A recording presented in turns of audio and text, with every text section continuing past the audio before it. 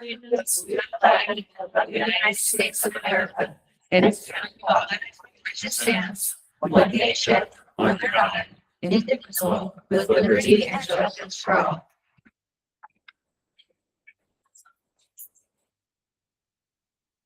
We're all here this evening, so attendance is good. Do we have any added agenda items this evening? All right, we're all set with that.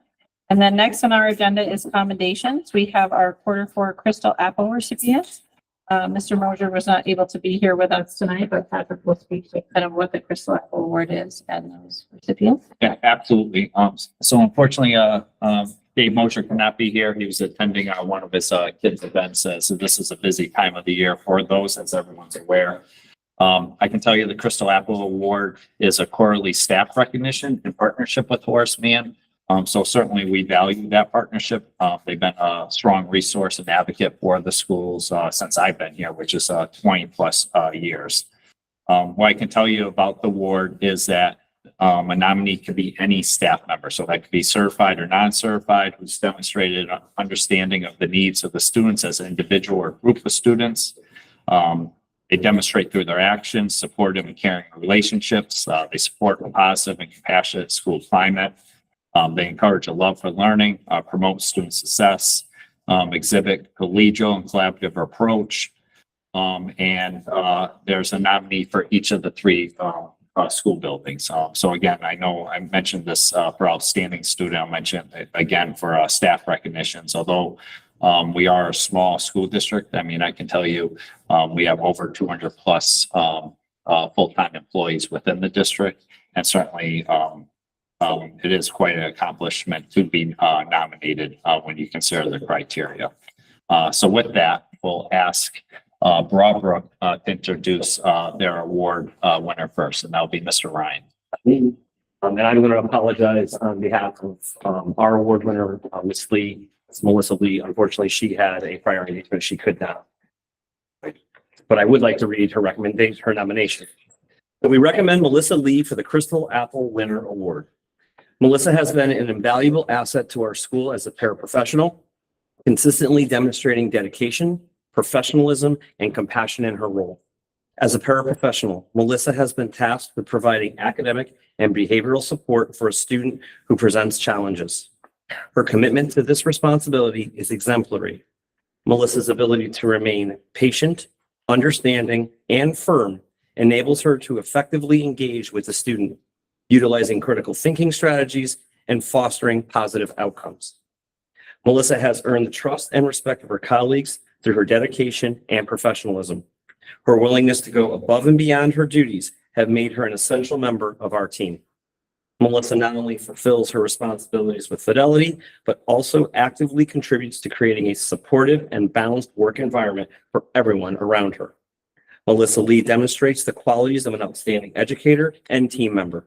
Her exceptional work ethic, integrity, and genuine concern for the success of the students makes her highly deserving of this Crystal Apple Winner Award.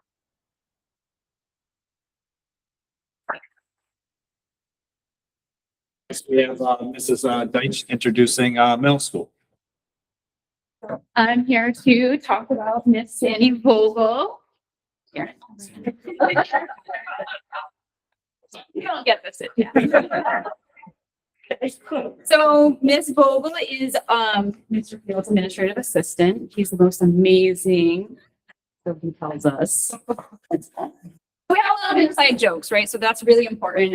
Miss Vogel is always making the office lighthearted. Everybody has a good time, but always is getting down to work as well. So one of the main things that we have nominated Sandy for is how much she cares for our students. You know, so she does all the work that we need done in the office, but the students depend on her really.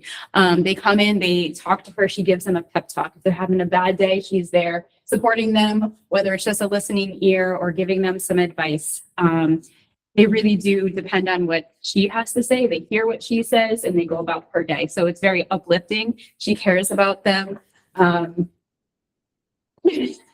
And it's, you know, not just the students, but when you walk into the office at East Windsor Middle School, she's right there to greet you, whether you're a new student, a family, a faculty member, somebody who's coming to sub, she's ready to give them a tour of the building and show them where they need to go, making sure they have all the materials that they need. She's there for staff, whether it's to give them keys to a room, unlock a door, listening ear to them as well, but she's there for staff and students and families. She answers that phone with, welcome to East Windsor Middle School. How can I help you? There's always that happy sound, right? And so that's very warm and welcoming to the East Windsor Middle School. So she's definitely the heart of our Wildcat family, and we appreciate everything that she does for us.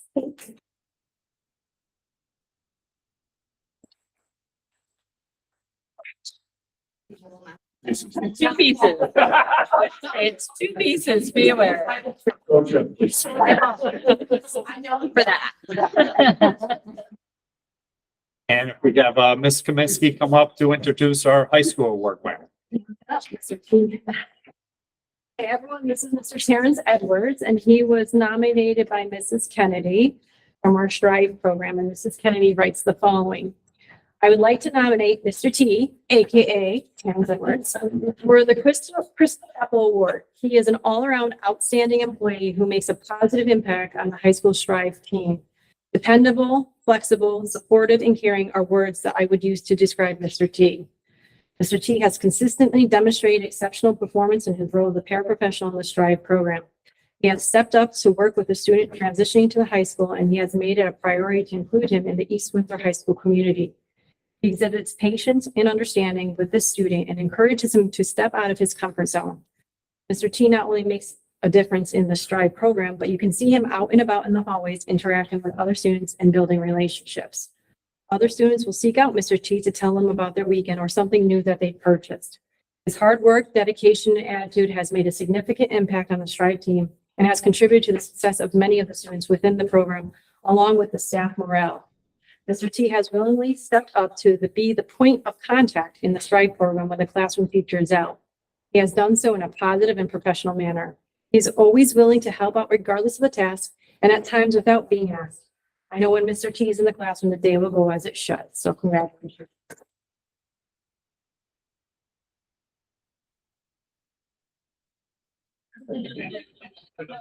Can I interject, Pastor? Absolutely. Mr. T is well loved by the little children in the after-school program here at the FRC. They love you. I love coming in to pick my granddaughter up because you are always so positive and so happy. That means a lot. If you give one more round of.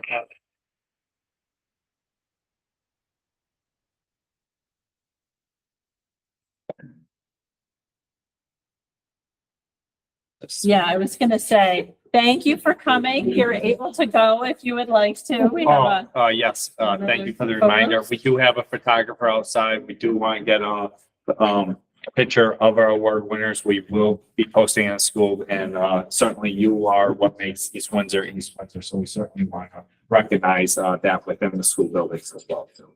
So congratulations, and feel free to go out in the hallway and get your photo taken, and then you don't have to come for the rest of the meeting. We totally understand. It's a school night. All right. Thank you. So next on our agenda, we have our regular meeting minutes, May 22nd. Do I entertain a motion? I'll make a motion to approve the minutes of May 22nd. Right, so Heather made the motion and Courtney seconded. Were there any questions or comments about the minutes that were in your packet? No, document. All right, no one has any amendments. Sorry, a motion is on the floor. All in favor? Aye. Any opposed? All right, motion passes. Thank you. All right. I don't think we have any general public, but do we have any public participation for this evening? Okay, and then next we have Vincent, and our student representative.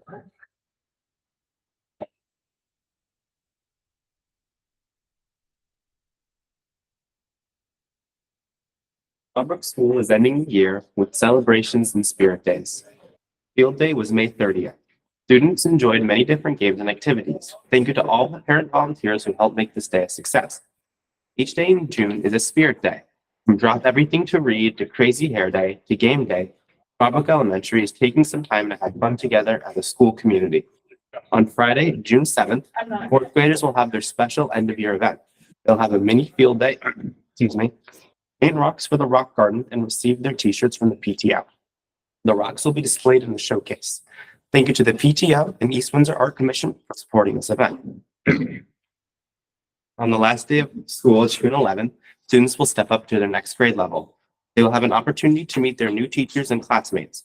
The BES will also present the Presidential Excellence and Achievement Awards to fourth graders and American Citizenship Awards to 2 students from each classroom. To continue learning over the summer, students will receive a summer learning packet with a bingo sheet, a reading log, and links to online resources. Last week, Kylie Kais and Kirk Taylor were honored for their achievements at the middle school in academics and leadership at the Aqua Turf as the CAP Scholar Leaders. Student athletes participated in the middle school CT track and field championships. Congratulations to Cody Leflar for finishing 3rd in the 55 hurdles. 8th grade students went to Mexicali restaurant in South Windsor last week. Students had to order their food in Spanish and they had a great time. 7th and 8th grade band and chorus participated in the Fantastic Music Festival, and 7th graders went to Lake Compounds. 8th graders went to High Meadows for their end of year celebration. Students wore shirts from the PTO. 5th grade students will be going to Sturbridge Village, and on Friday, June 7th, is field day. At the high school, the baseball team played in the first round of the state tournament. The school track athletes who qualified participated in the Class S state track meet. Grade 11 student Vashon Williams placed 5th in the 100-meter race. Additionally, Ryan Willie participated in the NCCC Golf Championship. He shot an even par, earning him 2nd place. This past week, the high school enjoyed our final Spirit Week. The high school also held Senior Signing Day, where the senior class signed a banner to commit to what their plans are for the next year. The school also held a field day facilitated by the student government. The senior banquet took place at Merlot on the Water on May 31st. And the high school is in final exams and preparing for graduation on Wednesday, June 12th at 6. And I just want to say on a personal note, this is my last meeting here, so thank you for having me and giving me this opportunity. And I know you won't hear this from many high schoolers, but I really did enjoy coming to all the board meetings.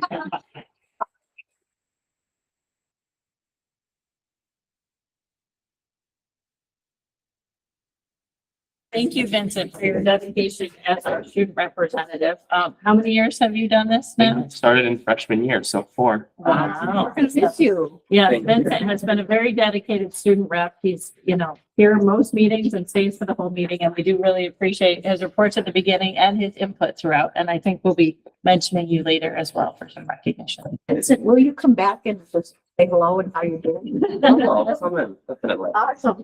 What's going on? All right. And next on our agenda, we have our year review school reports. Yeah, yes. So when I start with Robert.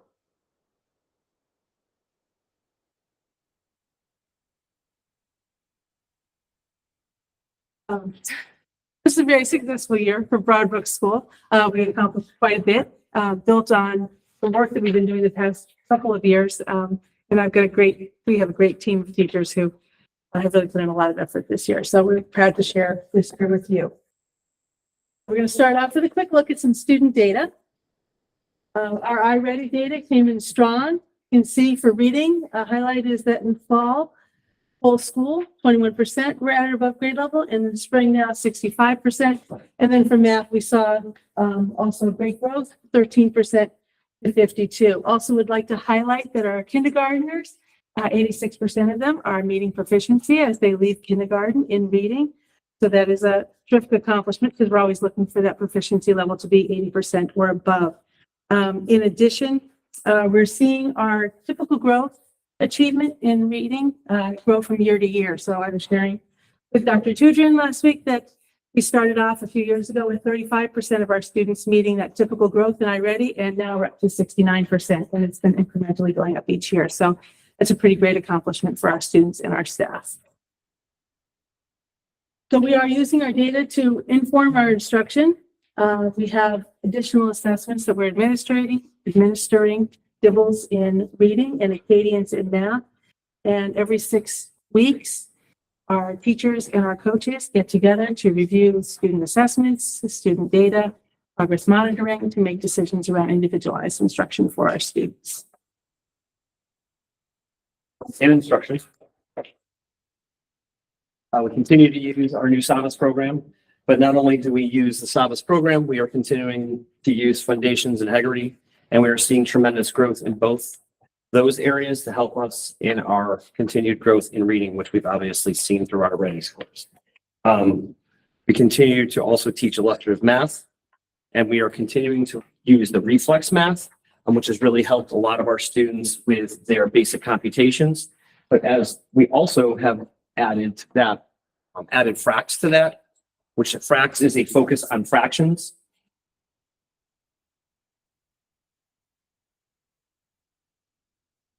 Sorry, our reflex math has had, again, a lot of accomplishments. Over 9,000 problems were solved this year just by our students alone. And that is by 31 students who were part of the 100% club as well. As I said, fracs is really working with students on their fractions. And one of the big things that we've seen with 161 students who participated in grades 2 through 4, one of the big things that we saw was that teachers are noticing the improvement in fluency and understanding of fractions, and that also came out in our Acadian data. Again, over 8,000 fraction problems were solved. What they call them are 60 sectors. And if you have any students who are part of our school, you'll see right here that there are certificates. Every couple weeks, we print off certificates for depending on the number of green lights or sectors, or if they're part of the 100% club, they receive that certificate. And then they also get a toe tag, looks like a toe tag, a representative thing for 100% club. So it's for their shoes. That's why they're called toe tags. So that's a big accomplishment for our students. We also had the Teacher of the Year, Michelle Wiley. She was our 2023 and part of our SOR program, our Science of Reading. Sorry, I remember that SOR, Science of Reading program. And can we say our? Yep. And our 2024 Teacher of the Year is also from Broadbrook School, and that is going to be Chandra Carr, who one of the kindergarten teachers. So quickly take you through student events because there aren't many to keep our kids busy. So we'll go through these. We started off with open house and popsicles with the principals, which has become a favorite. Annual visit from the Warehouse Point and Broadbrook Fire Departments for fire safety. Again, annual event, our East Windsor PD teaching our students about Halloween safety and stranger danger. Monthly mileage club. Mileage club, as you know, we presented about this before, is a huge favorite here at Broadbrook School. Something new this year, grade 4 DARE graduation, very successful program. Many families came to the graduation. Students were very proud of their accomplishments. Our Veterans Day celebration and boot camp is an annual event. And as you can see, we had several veterans visit our school this year to help us honor the day. Our Winter Learning Challenge with the Principal of the Day as one of the prizes is always an annual popular event. And we saw very high participation in that this year. Kindness Week, we honor students for their individuality, who they are, and give them opportunities to share out about themselves and make friends with each other. And of course, there's Biscuit helping us to celebrate. One School, One Book. This year was Toys Go Out, which again was part of a series. So our hope is that the students will continue on with that series, but it allows an opportunity for us to have community outreach with families as well as come together as a community to be. Again, we brought in Theater Works to present a musical. ... was this year. They transform our gym into a theater. That's always a popular event. And of course, this year was a solar eclipse, so it certainly will not be an annual event, but it was a great day. And students were very much amazed by the event. ACES Day, as you know, is an annual event for us and very popular. And Ms. Daniele, thanks to Donors Choose projects, was able to buy hula hoops for the day.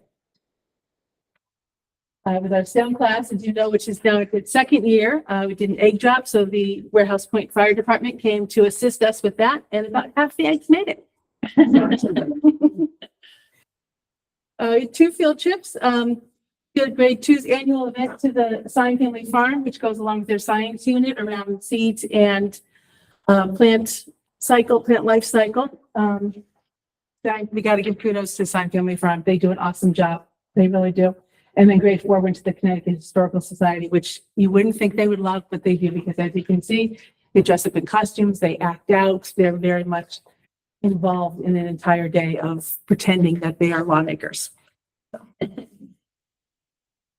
So come. So as you heard, we had our field day, which was a very successful event. We're in the middle of our Spirit Week, and Step Up Day is happening on the last day of school. The family and community engagement. So obviously, one of our big things that I know the board was part of seeing that was our One School, One Book mural that was put up. We are going to be adding Toys Go Out onto our mural as well. So thank you to our head custodian, Kyle, now. Kyle was able to get, once we had our tree, unfortunately, had to be taken down because it was no longer viable. He was able to find someone who cut out and carved out the bulldog that we see outside. It has become a huge hit as some of our students, even during the winter time, started putting hats and scarves on him so that he would not be cold.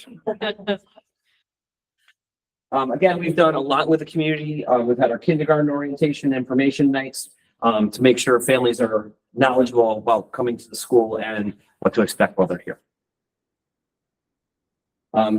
We continue to do Read Across America. This year, not only did we have our high school students come down, but we had a connection with the East Windsor PD. So we've really brought together the entire community. Our December concert, always a big hit. Standing room only, as you all know, we try to find seats. And parking. And parking. Yeah. Another connection that we have made with our students from Hartford and our Craig School. Thank you to Cheryl Gustafson. We have been able to go to the skating rink at Bushnell Park, invite our students and invite students from Hartford to come and participate. That is any student. It could even be middle school. We know we've had some middle schoolers come in the past too, but it's really been a nice way for our students from Broadbrook and from East Windsor and from Hartford to be able to meet up in a place where they can just do ice skating. Obviously, very important to this board is our 4th grade band, and we had our first 4th grade band concert in a long time. It was a huge success. Authors Day is also a very big community event. Again, as much as the parking is difficult for the day for the concert, Authors Day is probably the second hardest day to get any parking here at Broadbrook. A lot of families here to hear their children do their reading, and it really gives them an opportunity for the students and the families to see what they've been able to accomplish this year. And our ILT, it's our instructional learning team. This is made of a representative group from our school. So all stakeholders of our teachers are represented. And we continue to do this last year. We continue this year, taking a look at how our ILT operates and how we function to improve how we function as a team and also the work that we do within the school. So we've had quite a few successes this year, building on the work that we started last year around our targeted learning focus and our SMARTY goal. So we have our rough logo, which you'll see up in the corner, but then also on the next screen, much larger, which are with our slogan, our words have power. This is the one pager, or part of the one pager that was created by the ILT with input from the whole staff around what is accountable talk, what does that look like in our classrooms, how are we doing it, resources for teachers to use as they're working to implement that. So we're going to continue working on implementing accountable talk and also begin working on our next instructional practice as well, which is accessing prior knowledge. This is, as I said, much larger version of our slogan. If you remember, the inner part here was created by one of our students, and then Mrs. Murphy made it look professional. So the slogan is now all over the place with our school, and we use our words have power with our students all the time. We also have posters that are hanging around the school with our hall, and just get reminding us that our words have power. Our professional development. So, the DESA is our screener for to gauge students' social emotional needs and support levels. This is our first year using the DESA, and it really gives us an opportunity to take a look and see how our students are doing on those social emotional scales. What you can see are we get a color coding on how our students are doing, and overall, you'll see that most of our students have it as a strength or in the typical range for many of our social emotional areas.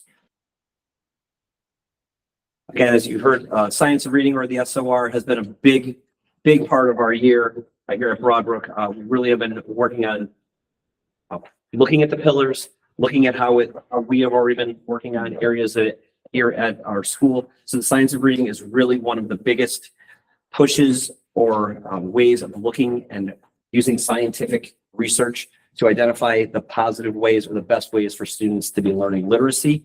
One of the things we learned today is that 38 states and 1 District of Columbia have adopted the science of reading as a way of helping students to learn. We continue to use our instructional coaches. We can continue to use Melissa Bider in math and trusting readers, and I'm going to mess up her name. I know I am. Hannah Schween in our areas of reading to help us work with our teachers to help them improve their professional development in the areas of reading and math. We look forward to building on our success in 2024 and 2025. Any questions?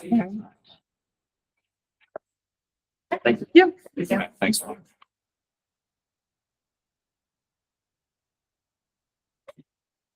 No.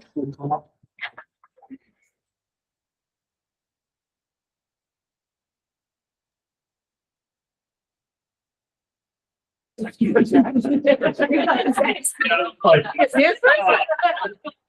never know. All right, you never know. All right. Good evening, everybody. How's everybody doing today? All right.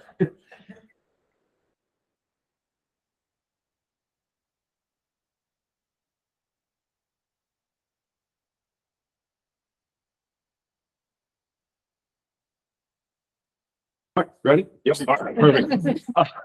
So if you haven't been in middle school a little bit, over last year, we were able to get the fence luncheon area where students eat outside, the Wildcat Cafe. Also, this is a picture of our cross country team before they went to the cross country championship state championship match in Wickham Park. But there was like over 40 students that participated in their cross country team.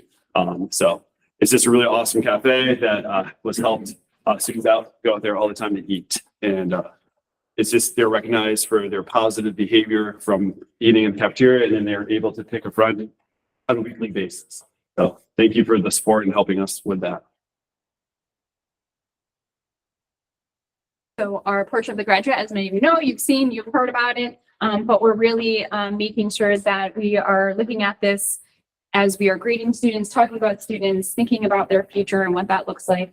We will be adding this to our report cards. As we're doing that, we've talked to all of our staff about what does that look like? Where are we seeing it in our classrooms? How do we make sure we're seeing the whole child and not just the one content area that we might be teaching at the middle school? So we want to make sure that we're really seeing the whole child as they are, making sure they're self-aware individuals and moving forward and know who they are, making sure they're reflecting and are resilient. And we're doing that through a lot of problem solving, right? So at the middle school, we are wild about problem solving, but a lot of that goes right towards our portrait of the graduate that we've created as a district, because we want them to be responsible citizens. We want them to be self-aware individuals.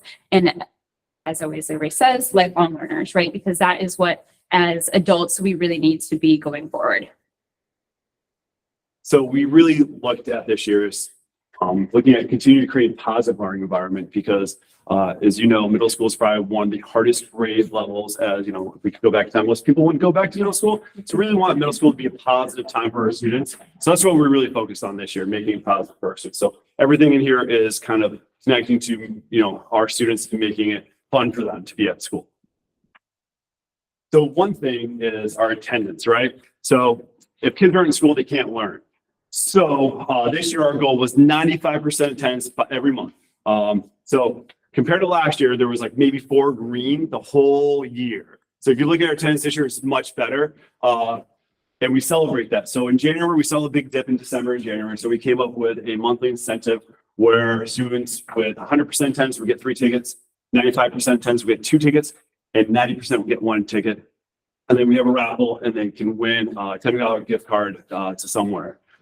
They're choosing uses Barnes and Noble. And then there's a grade level incentive. So the grade level with the best attendance can they have an incentive is like 15 more minutes for recess. And the kids loved it. So there was competitions between the teachers and the students. There was a lot of smack talk between grade levels. Like it got very competitive. They're like, I hope that I'm like, kids out. I'm like, no, we want everybody to be here.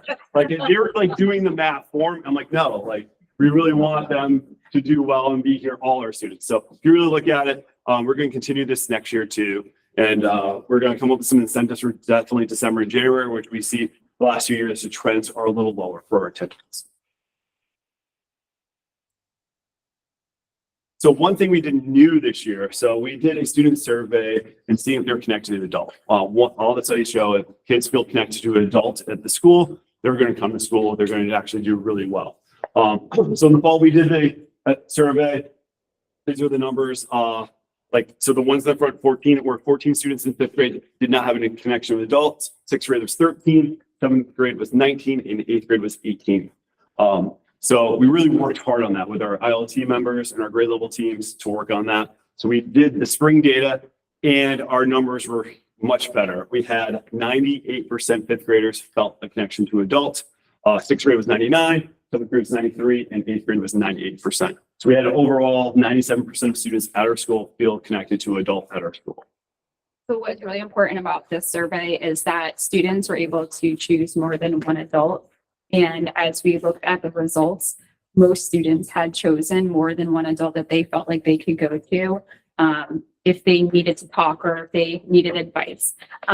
What is even better, my opinion, is after the survey went out, I received an email from an 8th grade student who said, oh my gosh, I can't believe that I forgot to mark this teacher. Can you please make sure that they get, so that just goes to say how much that teacher had an impact on them and made a difference in their lives, right? So, typically at the end of a survey, we're just like, yeah, we're done, let's go home.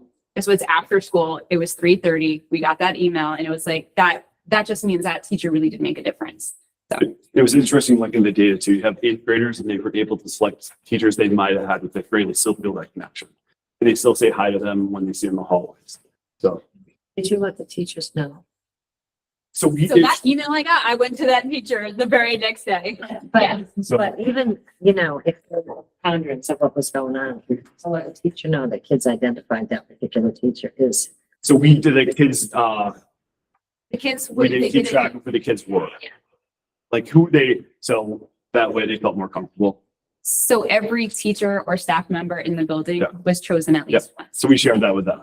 That's I actually tried multiple times. Yes. So and we're talking, so we even put it, so we put all the staff down, like paras, Miss Vogel was one, our cafeteria workers, because kids have really good connections with all the staff. And like when you fill out a survey, sometimes they don't realize, like when you put a survey out that you mean everybody in the building, not just teachers, custodians. So last year, so our referral rates went down, they decreased. So office referrals are when students are not making the best choices, they get an office referral, and they have a consequence. So last year we were averaging 6.4 an average per month. So that was like, pretty much we were averaging like 6 referrals per day, 6.6, almost 7 referrals per day.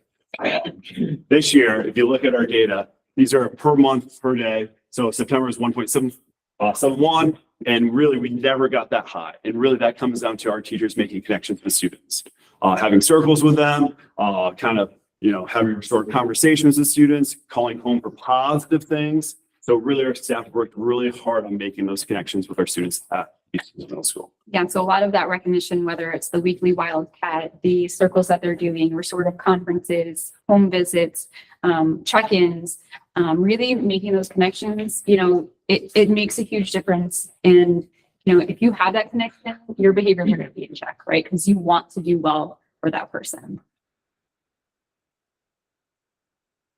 So our iReady math.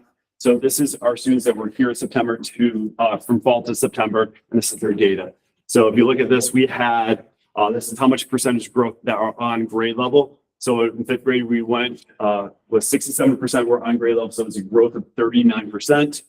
Sixth grade increased by 19%. So we had 41% on grade level. Seventh grade was 46, which was an increase of 20%. And then eighth grade, increased by 9, but, was up to 28% on grade level. And then the big one is those students at risk had decreased, double digits in each grade level. That's really putting to, helping with our students. We also did an iReady incentive every month. We also did competitions. We shared the iReady data with our staff every week, and then they would kind of compete against each other. So a lot of staff wanted to have the highest iReady percentage rate, especially our fifth and seventh grade. They were really competitive about that. But also, sharing with students like, hey, don't let the fifth graders beat you this week. And the kids really got into this too. Reason that the eighth grade is so much lower than the other grades, just, I don't know, like with the data, if there's anything showing that anything there. So I mean, We're continuing to work on the math program. Yep. We've definitely put some things in. We are working in changing some of the homework styles for next year as well. Because oftentimes, the iReady lessons were not always being completed as much as other grades. So we're definitely putting some things in place for next year as well to see that difference and to boost that up a little bit. and iReady is changing their platform. So, especially when you get older, it's kiddish for them. So now they're launching a middle school iReady platform. So the kids will take it, look at it a little more. It won't look as babyish to them. Also, one thing we noticed is that eighth grade, I think once they started doing the incentive, it really boosted up their iReady scores. But it was a little later than we wanted it to be. So the more they do iReady, that helps them, because it really helps them with the gaps they're missing. So this is our iReady reading. So you see the trend too, double-digit increases in every grade level. 63% students on grade level in fifth, sixth grade was 54, seventh grade was 58, and eighth grade was 41%. And really, all that increase was due to our new reading program, the Savas program, which I think was a big hit for our teachers and for our students. They really like the trade books that they're reading, the books they're reading in class, the short stories they're reading. It's really they had more connections to it than what we were doing in the past. If you see the decrease, 3 out of the 4 grade levels had double-digit decrease in the students below grade level. I have a quick question. If you take like the spring 24, there's 20, and take fifth grade, there's 63% that is at or above. Mhm. And there's 19% that is At risk. at risk. Where's the rest? They're the yellow band, so they're right there. So there could be, Should they be in at or above benchmark? no, so they're at the yellow, so which is like, It's approaching, but they haven't reached there. So at risk is 2 or more. More grade levels below. And And 2 or more. Okay. yes, Yep. yeah. Thank you. Those kids in that yellow bands, like, is it something where they do get extra help because they're not there yet? They still do, right? Yeah, They so- fall into that category. Yeah, so we throw the kids in red at risk are usually right now the students are they might receive special ed services. They are in our tier 3 program. Students in yellow are in our tier 2. So right now this year we launched on tier 2, which is taught by our grade level math and English teacher. That's something new this year that we did. Yeah, so they are getting extra support So each week. yeah, so they meet with the teacher 1 out of 3 days extra for the yellows. Yeah. So we really think our success was really to our circles, our teachers creating that community. Home visits we do home visits and parent meetings all the time to get kids into school, kind of checking in with students. This year we launched Aurora lessons with our teachers, so everyone had the same expectations as a grade level team. Our check out. We have multiple students that are checking out with staff members. It could be for behavior, it could be for attendance too. Really helps those students out, especially with attendance. If they have someone there, that's, hey, like, why aren't you here today? Parent newsletter is something launched this year is, we do have our parent newsletter, but then our grade level newsletter is incorporating our data. They're incorporating our attendance data and our iReady data. And then our Success Was Career Day and our SEL and Advisory Day too. What's that? What's the SEL advisory lessons? What is that? So it's our social emotional learning. So advisory lessons are twice a month. They're about 50 minutes. And that's where we're really working on our emotional learning. So they are lessons. We do use Second Step as our guide. And then we're really focusing on like the 5 competencies through Castle, which is the largest thing. So And the way we changed it this year is to be more student friendly. So we have our state climate committee that meets every month. They come up with the advisory lessons. So it's very active. It keeps the kids very active in creating things too. It's not just. yeah, so for example, one of the things that they had to do this year was survival of the island. And they had to work as a group to decide things that they weren't going to take if they were taken away. And then they had to collaborate, communication, and be aware of those types of things and making sure that they work together as a team. The home visit. Is it basically due to attendance issues? No, it could be many different things. Sometimes it's just, we got a new family in the district. We want to check and introduce ourselves. You know, so it could be many different reasons. Are the homes, It could include. are the homes receptive to these? Yeah, so we don't do a home visit unless the parent has agreed to it.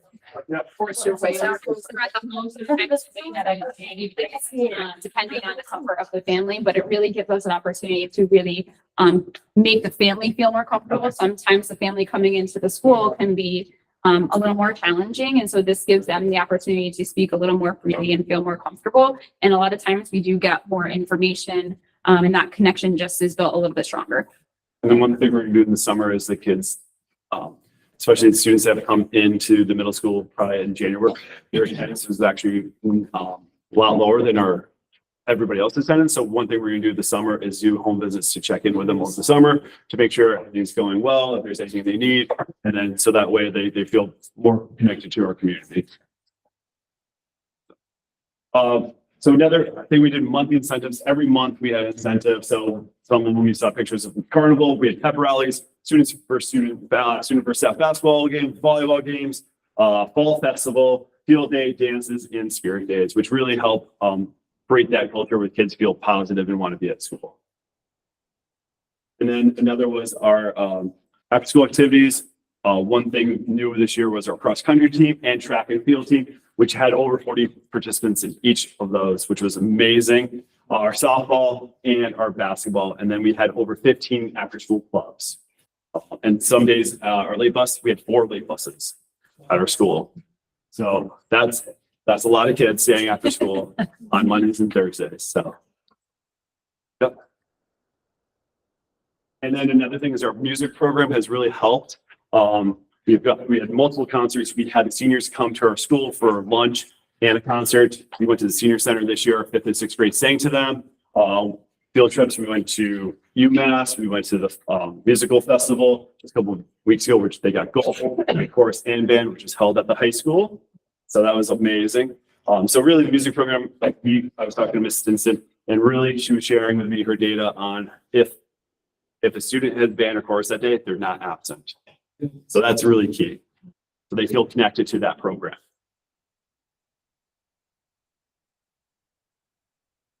And then school competitions, which I talked about, was our iReady and Intense competition. I think everybody likes to compete. Everybody likes to win something. So I think that has really helped our school. Definitely at the middle school. Yes. Very competitive. I think our teachers and our students are very competitive. So It might come from the top. and then our student achievements and celebrations. This year was the North Central Act Kindness winner. Every month we recognize a student, took their picture. We have 2 view boards in our building where kids can see their pictures up there. So they love that. The positive problem solver. Yeah, so that is something that we started this year. We had positive referrals before, but now we've changed it to the positive problem solver because we do have our logo of We're Wild for problem solving. And so we really wanted to incorporate that with the students as well as recognizing when they're solving problems. And one recent one that I can just share is that we had a student lose his permission slip for something. He didn't have a way to get another one. And so he came up with a Google Doc, created one, had his parents sign it digitally and had it sent back because he didn't have a printer, right? So he went through many different steps, but he came up with a solution on his own. So that was pretty impressive. And then we have the Wildcat Cafe, which is new this year, and grade level awards, which right now, seventh grade does it every quarter, which is amazing. Parents love it. So one thing we're going to incorporate next year is every grade level will have at least an award every semester. So they'll have one in the beginning, mid-year, and then at the end of the year.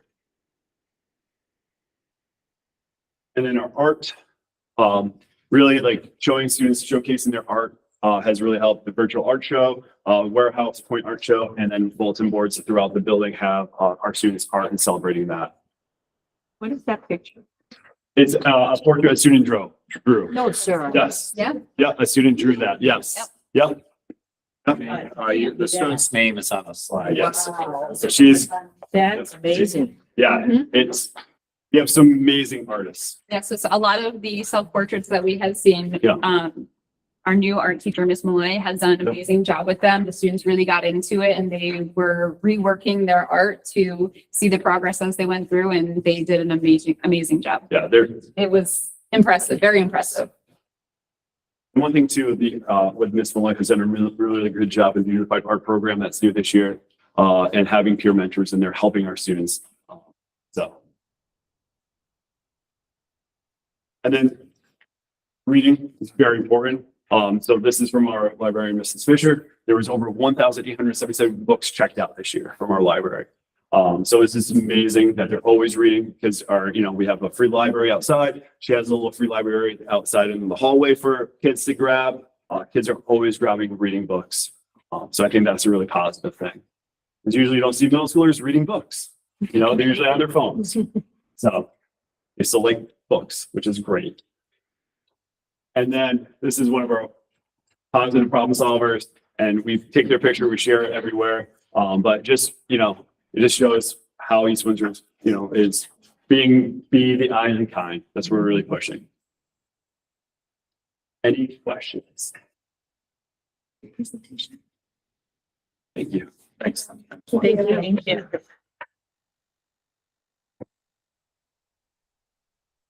So we're next. Yes. Right. Next. A minute to find your friend. Want to stretch? I feel like. Should we do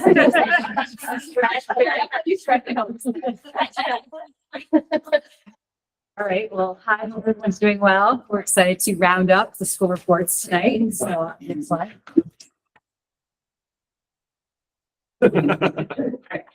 So throughout this presentation, you will see how we worked at the high school this school year to really link a lot of our work to the strategic plan, specifically with goals 1, goal 2, and goal 4. So we'll start with that. So goal 1 being the portrait of the graduate, goal 2 will be the equity, respect, and empathy, and goal 3 being the community being the community relationships. What's wrong with 3? It's not like facilities. Oh. Okay. I don't know. We're gonna talk about that. That's next week. I think we're gonna. You got a lot of stuff going on with that. All right. So to start with, expanding the portrait of the graduate, our instructional leadership team has done a lot of work with our staff.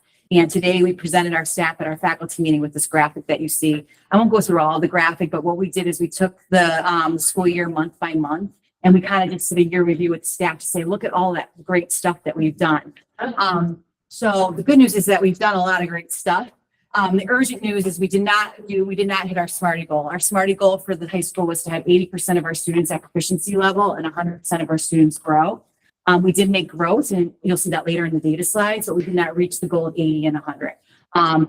But so our bold next steps are to next year look at, I know there's been a lot of great work at Broadbrook and at the middle school with the science of reading work and reading strategies. And so our bold next steps is to try to get really good at one thing at the high school.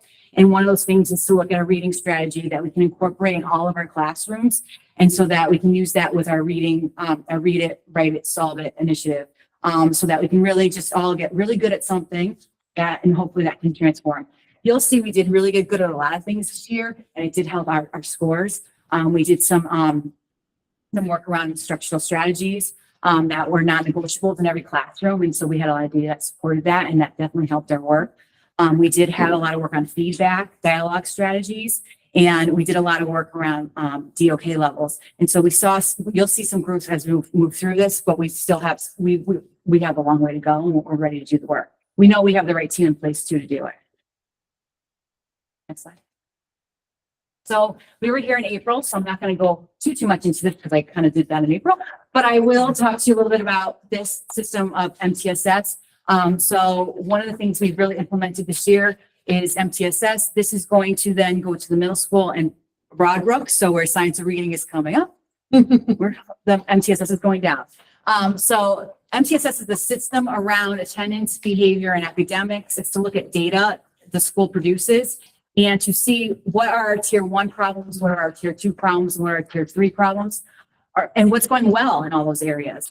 And so what we use is this flow chart on the left. It shows you, or wherever that is on for you. It shows that if we're at 80%, if we were 80%, then it's not a tier 1 situation. If we're below 80%, then it is a tier 1 situation. So we kind of look at the data and decide, it's something that we have to fully implement. And so, for example, our SMARTY goal, where we have not hit 80%, that's a tier 1 situation. So we have to do a whole school goal around that. Whereas our behavior, when I presented to you last, we found that was a cohort situation. It was not a school-wide situation. So that's why we intervened just with that cohort, not with the whole school. That's kind of how we're looking at the data, and we have a system in place for that this year, and we will do it again next school year. And then go ahead and go forward. Yeah. So goal 4 through leadership of school administration and BOE increases awareness and understanding of school system accomplishments and challenges. So we've been, again, continuing our work with the Pathways programs. This year, our advisory board has expanded. We've, Windsor Federal came on board, so did the East Windsor Police Department, as well as East Windsor Fire Department and Broadbrook Fire Department. Some really exciting opportunities for our students while in high school. You know, I know we here talk about the reading scores and the math scores, but it's important to find the why for students. Why are they coming to high school? Why is it important for them to learn all of these skills we're teaching them?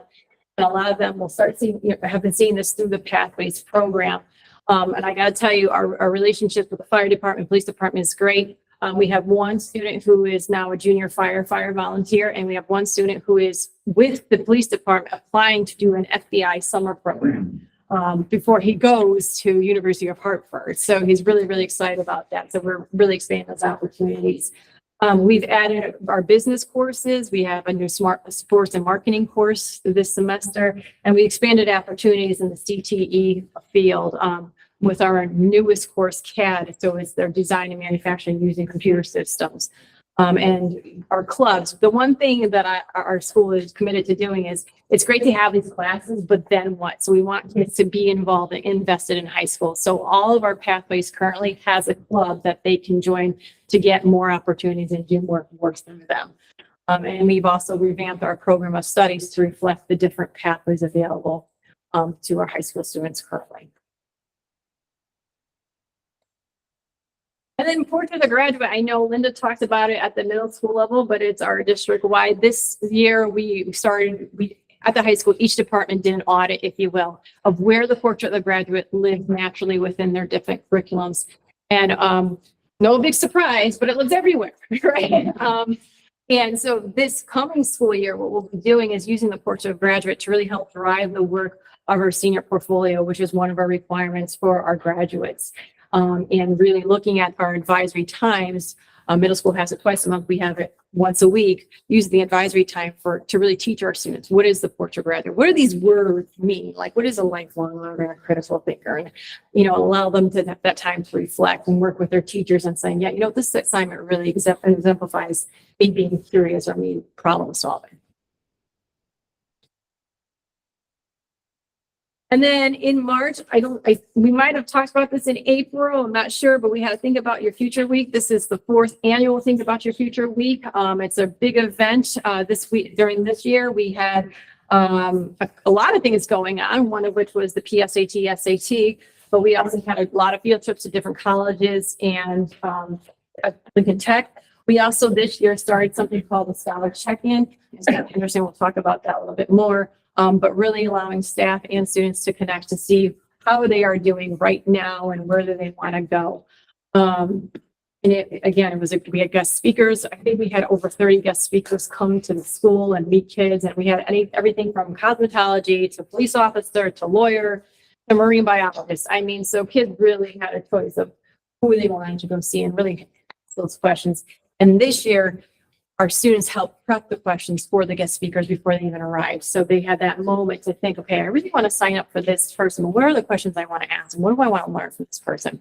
And I can tell you all the guest speakers had a blast. They want to come back. So that's great. And then again, some field trips this year for the first time ever. Mrs. Whalen's dream came true. We participated in Connecticut Construction Day, obviously supporting some of the pathways work we're doing. So our students got to go to this field trip, really try using construction equipment. Some other field trips, we had our students go to Mahler Congress and compete with other high schools. And then our music department just came back about a week or so ago from Hershey Park, which Vincent can tell you was a blast and they did rather well. So all part of the lifelong learning. Okay. One of the things that is part of Portrait of the Graduate is being self-aware. And so we had created a Read It, Solve It, Write It logo. We had revisited that logo and students really loved that logo, correct? Yeah, it was all about it.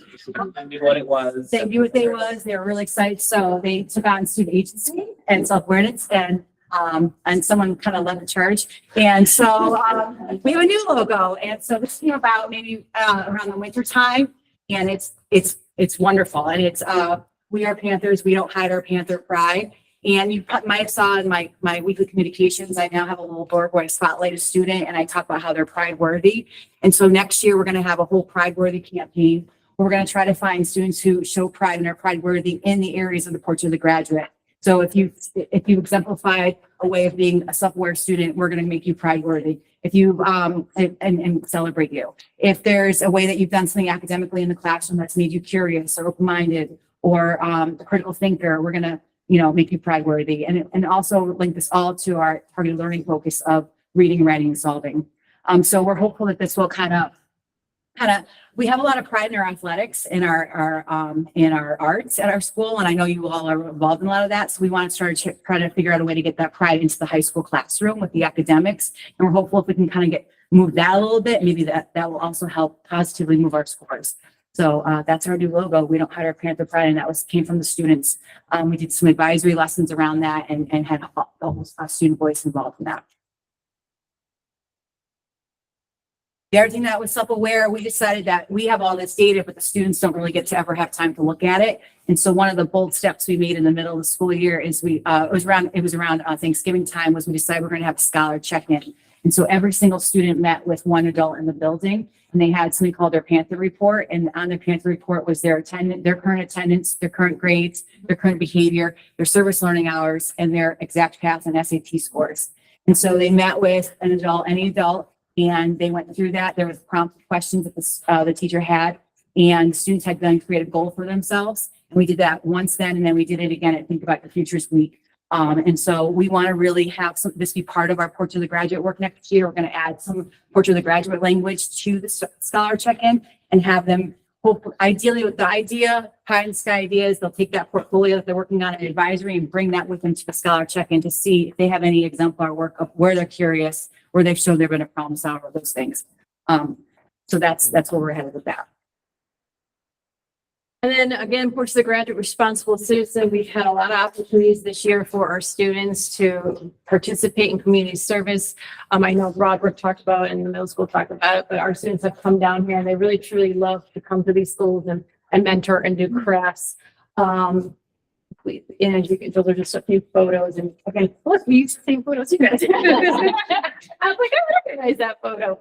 But again, they always love the experience, and it's really nice when the high schoolers come back and they say, geez, Miss Kelly, I really feel bad for teachers sometimes. Sometimes kids could be at work. I said, yeah. I go, what'd you learn? I think I got to apologize to some of my teachers, but no, they had a blast making crafts, reading with kids and participating in ACES Day. Leo Club, we have, this year we inducted a bunch of Leo Club members, but they had the opportunity to work with Habitat for Humanity. So 10 of our Leo Club students went and helped and remodel a house. So they had a blast, and I wish you guys could see it like a little bit closer, but were putting flooring down, they were painting. I mean, this house looked brand spanking new. I would be ready for it. So they had a blast doing that too. And then we have Mrs. St. John was working with our unified sports team. This program has grown. Our students love it. And then our Strive program went to the Lions Club Christmas party and had the opportunity to help out and be part of that community event as well. And then as far as our athletics and arts, we feel like those encompass all three things of the portrait of the graduate. And so we had basketball teams and baseball teams, and some of our track students made it to the state tournaments this year. As you all know, Ryan Willie signed with Assumption College to play golf there. Bailey hit 1,000 points this year for her basketball. And our music program competed in multiple NCCC competitions this year. And so we're really, really super proud of our athletics and our arts, and we did really well. We also went to the BOE. I will talk a little bit about signing day. So I know you heard that earlier when Vincent was talking. We have all seniors have a signing day at the high school. So we do special ones for specific athletic things like a lot of schools do, but at the end of the year, we do ones like senior signing day. So every senior can sign and commit to where they're going to the following year. And we throw in a little celebration based on the money we received through the FAFSA grant. And we raffle off, if you filled out the FAFSA, we raffle off microwaves, Keurigs, and mini fridges. And so I'm smiling at Fran because some people may have won them. So if you fill it out, I start the raffles kind of like when you can start filling out the FAFSA, and at the end I try to grab more names. So it's trying to motivate them to do the grant and be eligible for that money. We also, as you all know, had our drama production this year. The band went to a Wolfpack game and participated in that. Ryan and Brianna were represented at the cast awards. I know Vincent and Omari were at the arts one, and we had unified sports again with our athletics team reintroduced this year. It had been a little dormant. It's back. Okay, so back to the data. So just to kind of give you some information. So you saw all the work we did this year. So now I just want to tell you a little bit about the data. So the yellow bars, the first yellow bar is the fall administration of East Windsor High School. The second yellow bar is the spring administration of East Windsor High School. The two black bars, the first black bar is the fall administration of the state average, and the second black bar is the state average for the spring. So this is the grade 9. So they took the PSAT 8, 9 in the spring and in the fall and the spring. And you can see benchmark for the PSAT 9 is 410 for reading and writing and 450 for math. And you can see that we grew it from fall to spring in both those areas. And you can see that we out exceeded the state in grade 9 in ELA in the spring. And so that is tribute. We all heard a lot tonight about the great work that's going on at Broadbrook in the middle school. And I think you can see that happening. Now the 9th graders are coming to the high school, and we can see that it's coming through here, specifically with a lot of the reading strategies we're hearing that are being implemented. And so you can definitely see that the growth of the district is coming. And this is really positive data, especially when you see that we've surpassed the state in that area. And that's very positive data. We've lowered the gap in math. If you look at this gap right here, between here and here, we're lowering that gap. So that's very exciting. Do all the 9th graders take the TSA? Correct, yes. Next slide. Like the 8th graders take it too with the end of the year. Do you like compare that? Like are you going to take those numbers and keep comparing those up now that they're doing that as well? Or? Yes. So that's a great question. So the MTSS process now, we're creating data systems in the district that we can look back at the 8th grade data and see how it's transforming into the 9th grade. It's much easier for us to access that now. So I think that, yeah. This is the 10th grade, so not as high of gains, but still there were some gains from the fall to the spring. You see, we were even with the state in the fall for reading and writing, and we were a little less with math, and we still were less. So we have some work to do in this area with this cohort, but we did make gains as a school district from the fall to the spring. You notice the benchmark goes up each administration. So you'll see the number in the bottom of each chart. It'll be higher each time because it's supposed to be higher. The benchmarks will be higher. Right. Next slide. Just find my page and not the slide. on that. You're all good. It's next slide. There you go. So, and this is grade 11. I just want to, grade 11 is comparing apples to oranges. It's not apples to apples. So in the grade 11 grade 11 takes the PSAT in the fall, and then they take the SAT in the spring. And the PSAT is at one standard benchmark, and the SAT is at a different standard benchmark, a higher number. So you can see that if you look at the yellow bars, we grew and the standard was higher. So I think that's really positive data. So, you know, we, once again, we're not where we really want to be with the state of Connecticut, but those bars did go higher, and the benchmark was higher as well. So we did not reach our 80%. We did not reach our 100% growth, but we're definitely well on our way. And based on all the work that the district is doing at Broadbrook at the middle school, I really feel like the high school will continue to see growth as the programs move up. And that's good. I was just gonna say, and where they were talking about the 8th grade having some math issues, we put in some kind of supports for that as well too, right? For those incoming 9th graders and for the remedial math courses that we're offering for students if they need that support. Correct. Yes. And that speaks again to like so what we'll do is we'll kind of do the pre-assessment and we'll figure out where the students, and we have the exact path data as well. We'll start to look at that exact path data and figure out like who needs extra support and where we can give that in their schedule. So yes. And then, so next year, I won't go into all this, but this is our PD plan for next school year. We review this with the staff based on their feedback. We got feedback from them. It's just kind of outlining a lot of things that I already talked to you about. That's just where we're headed next year with our school and as we work towards our goal of 80 to 100. Any questions? I have a question, not necessarily for you guys. So that I-ready data with the elementary and middle school, do we have that data to compare like on a state level or like at a district level? I know not every district uses I-ready, but do we have data for the the districts that do use it? Yeah, I don't know that that's available. Okay.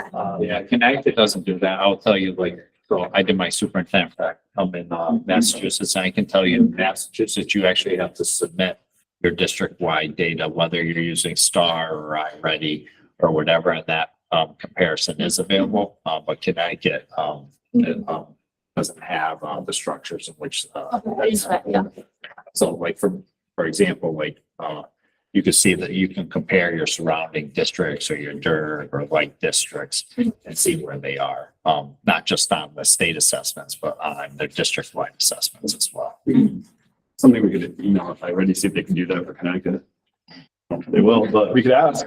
Yeah. That'd be good. That's a great question. Yeah. So, but what are the aspects? So then explain to me. So you have to report that to the state. I mean, that's, you know. Yeah, So it's the SBAC scores that you're at. What is being reported?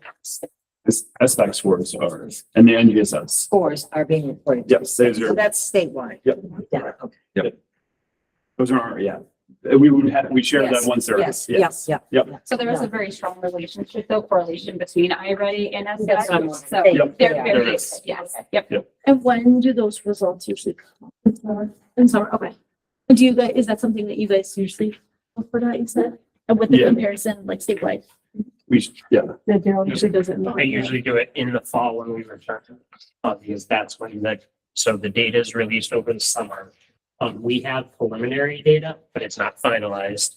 And one of the reasons we went to iReady several years ago was because there was a strong correlation between iReady. They recently released a report, I think within the last year, that like basically re-upped on their commitment to make sure the data correlates. And from our district iReady data to our preliminary results. And then, like I always say, is think back to, 3 years ago when Pat came into superintendent and I was assistant superintendent. And we had talked about that at that time, which is going to be a 3 to 5 year process. And looking back at our data 3, 4, 5 years ago, we are making the kind of incremental growth and progress that we want to see.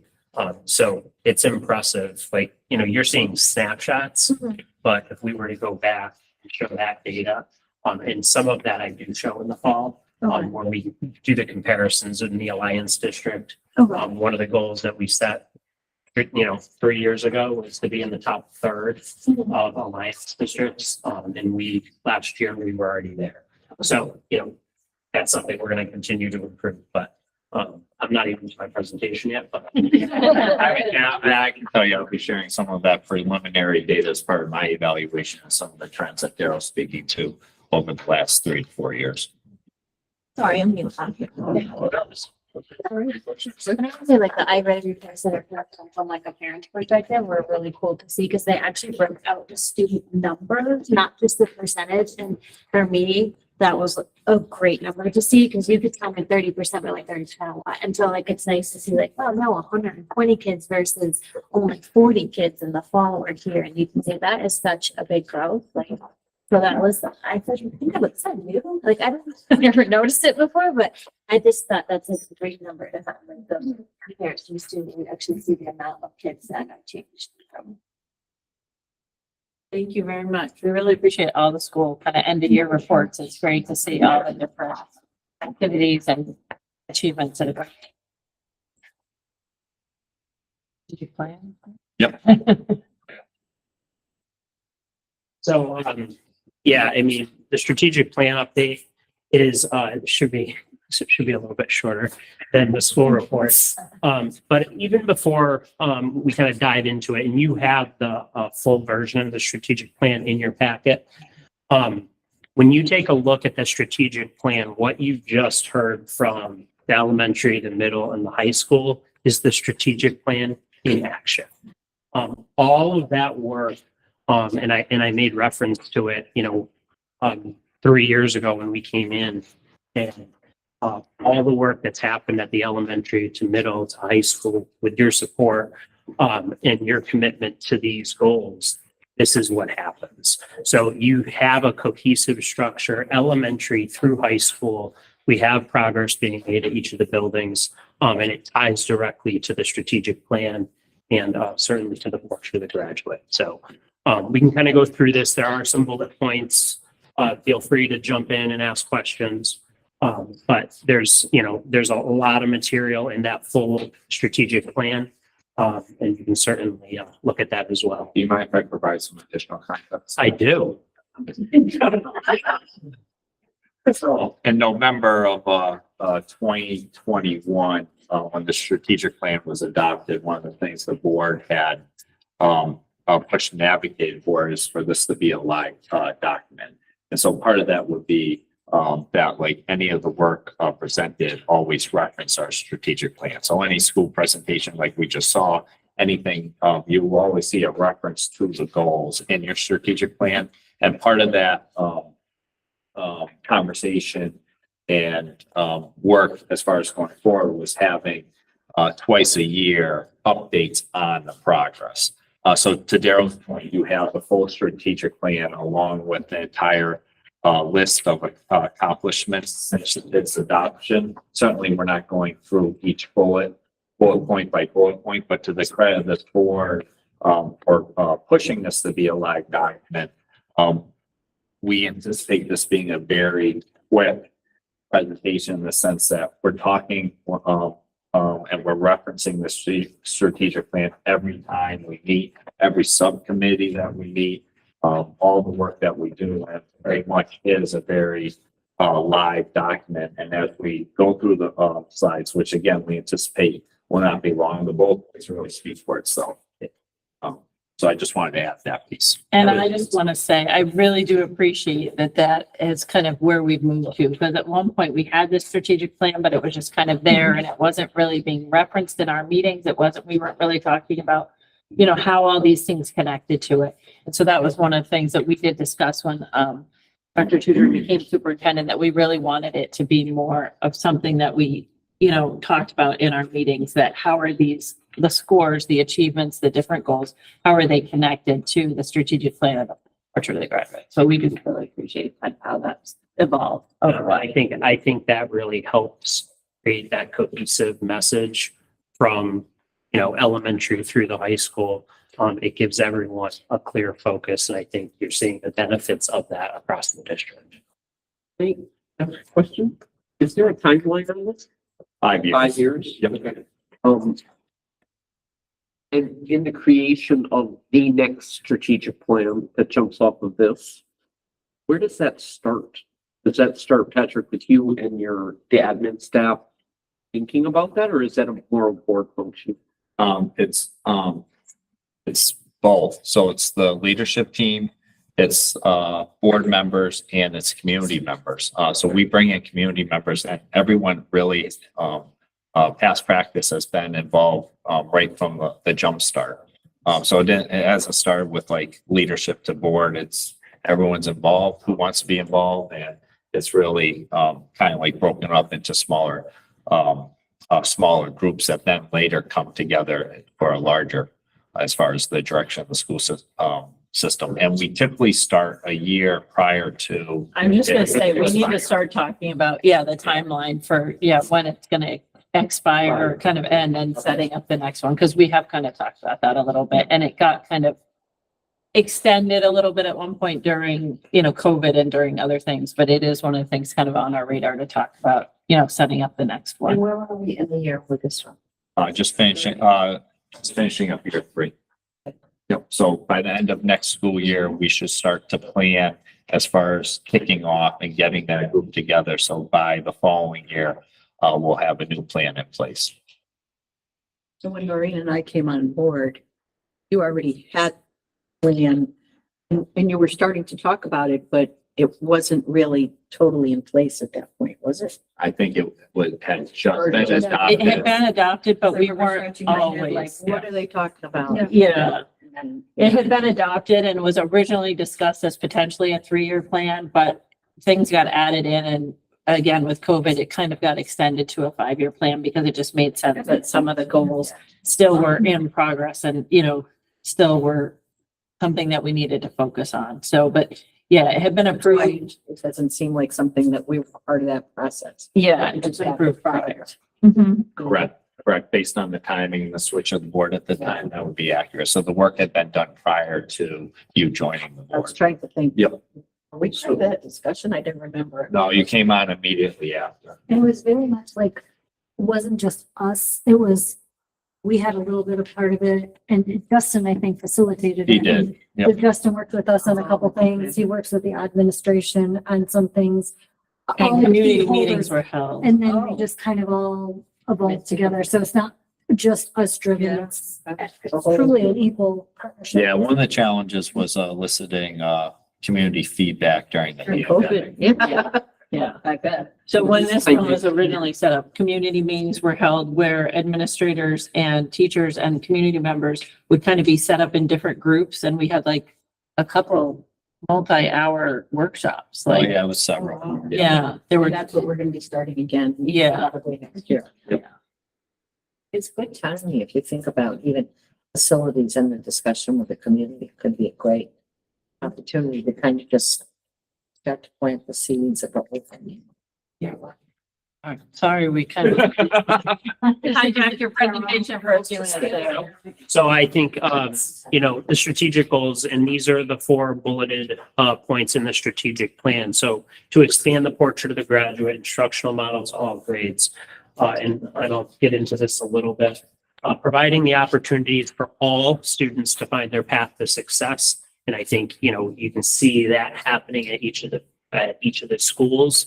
Update and maintain facilities. I think everyone on this board knows the conversations that have taken place over the last few months, and to increase awareness and understanding of the East Windsor Public Schools accomplishments and challenges.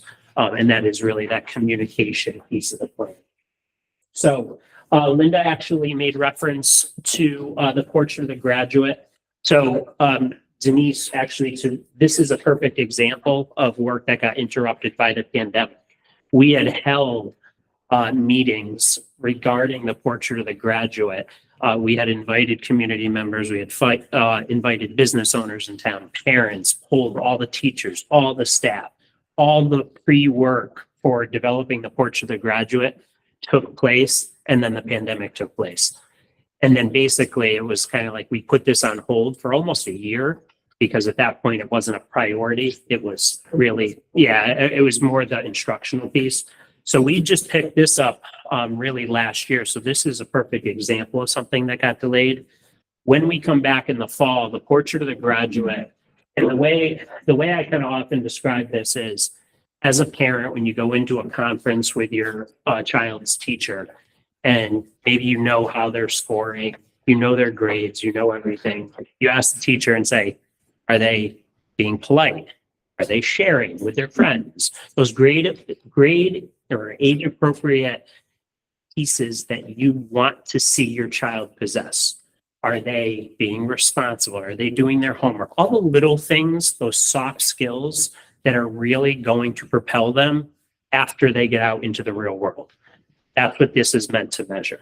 So how is my child doing with those skills? So this will appear on all report cards next year. This will give those parents an idea of where their child falls related to our portrait of the graduate. It's age appropriate. So what is, self-aware at an elementary, a middle, and a high school, they're going to look very different. Providing opportunities for all students. I think, you've seen elementary school adding a STEM program, the middle school, a lot of great stuff going on there. A high school adding 8 courses this year, the curriculum council here. We talked about the business courses being added.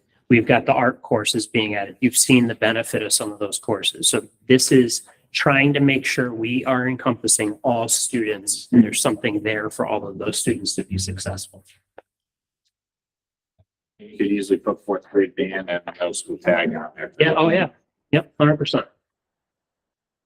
And then I know the updating facilities. I know certainly Patrick can speak to this, but the work that you've done with the facilities has been, pretty all encompassing. I don't know if you want to add anything.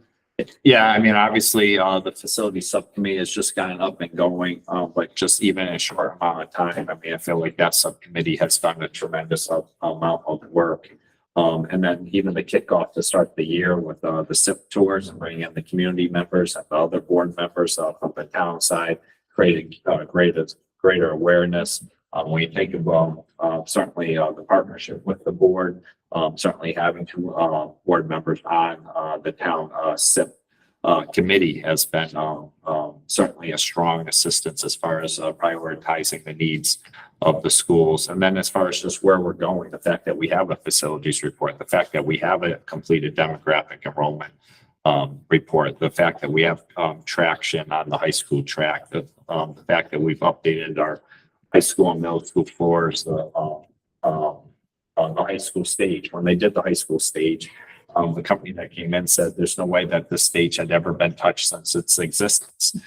So, I mean, in just a short amount of time, we've made a tremendous amount of progress forward. I know sometimes when you go through our facilities, it may not always feel like that, but when you look at the list and you go through the number of indicators under the feedback column, we're definitely moving in the right direction. We're having positive conversations. And when you look at the strategic plan and you look at the actual steps, we're completing them. So we are on track. Certainly there's a tremendous amount of work to do there, but those conversations are being had. We have a regular schedule for those. And, I know it can be both nerve-wracking and exciting right now.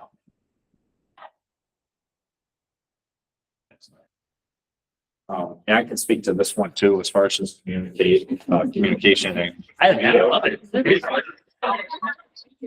He and I know he's, but he and I talked. And I don't remember that. You know who had what slides. The stretched. Certainly, I mean, might be a very biased, comment, but certainly feel the superintendent updates have been more frequent. To change your leadership. Certainly I can tell you, I mean, it's easy to forget, how, the work that's been done. But the website, I mean, that's not even a year in existence, but we get compliments all the time on the website. I mean, Facebook has been a great source of information to the community. I know that we do a community survey every fall, and we anticipate that at some point there'll be a change as far as the community wanting a greater presence on Instagram. But right now, this community really values Facebook, and so that's what the social media platform we use, because it's based on feedback. But if you look at our posts, which I know all of you do, I mean, it's been very professional. It's been very marketable as far as our schools, and we're doing a lot of great things in our schools, and I feel like we have, but we're also getting that word out. Certainly, when you think about communication and community policy drives our work, and certainly there's been a tremendous amount of work through our board policy review, and then our internal communications. Our principals put out a weekly newsletter to our staff. I know they just presented that data to the board. I know you see that data frequently as far as their newsletters, but they're communicating that data on a weekly basis to their staff. Where are we with our work? So everyone's informed, everyone understands the goals and the priorities, and certainly we understand that we have, we certainly have need to make growth, and we are making growth. And to the credit to our administrative team, I can tell you, like I've had, I believe almost everyone something, but the common theme is, yes, we're making growth, and to their credit, I was hoping for more. So certainly there's a drive within the leadership team to continue to move forward too. And then with that, I can tell you, like, as far as the teachers that are coming in, and there has been some changeover. We're very pleased with our recruitment and retention efforts to bring in high talent, because we know that our kids in our community deserve it. So with that, again, another area that, we want to see continuous growth of where we were 3 years ago, especially coming from a pandemic. Feel like we're ahead of schedule with it. And again, if you go on the packet and look at the number of indicators under feedback, we're certainly making progress. And certainly this board certainly deserves credit with this as far as the strength. Because in my short time, as far as in central office leadership, I feel like the community relationships are very strong with the board members that's in before here. Certainly, you have a lot to take credit for with that, as far as building those relationships as well. But Daryl, take it from there. Let me just wrap this up. So, no, in all seriousness, and Patrick touched on it, it's nice. We can sit here, we have to celebrate success. We're aware of that. We still have a lot of work to do. Make no mistake. But that has to continue with professional development. We've talked about, if we provide our teachers with the tools to be successful, then our students are going to be successful. So, in the last 3 years, a new math curriculum, new math resources, new intervention resources. We have a brand new literacy resource in the district. We talked about implementing best instructional strategies. I think each of the schools talked about various strategies they've used this year. They've already identified goals that they have for next year. And then obviously continuing to create rigorous learning experiences, because that's what we want for our kids. If we're not pushing them, then that's a problem. So we're going to continue to do that. I think certainly we've seen the results of that, and then we just have to keep the course and kind of keep moving forward. So that's where we are. The nice thing is we started with talking about next steps. So questions? I appreciate everybody's presentation tonight. And I think the thing that I liked the most was, I think tonight we saw the growth. We saw the changes. We could see it all kind of coming together. even though you guys, the goals at the high school weren't met, but you could see the change and the difference at the other schools, the kids coming in. I'm just so hopeful, and you guys, you're doing a great job. Presentation look fantastic, so you're doing a great job. Good job there, too. The parts I get to present. And I was just gonna say, in terms of communications to the families, I think doing the kind of the 5 things, the shorter, kind of bullet things and reinforcing different things, I think that's been helpful rather than like the longer newsletters that we used to have, at least from the middle school and high school. I hope it's easier for you guys in terms of putting it together, but I know it seems to work as a parent too, to just kind of have, these are the things you really need to pay attention to, rather than, trying to go through a 10-page newsletter that you might not have time to, or feel like you didn't have time to kind of review. So I appreciate that as well. Thank you for the feedback. And for the newer members, and hopefully you've seen it before somewhere, but yes, the whole, sorry, I'm looking at Portugal graduate, but trying to say it's the strategic plan. The whole strategic plan is kind of in there and laid out with the different timelines and goals for the different goals within the goals, the different breakdowns. So hopefully that's helpful in terms of this presentation.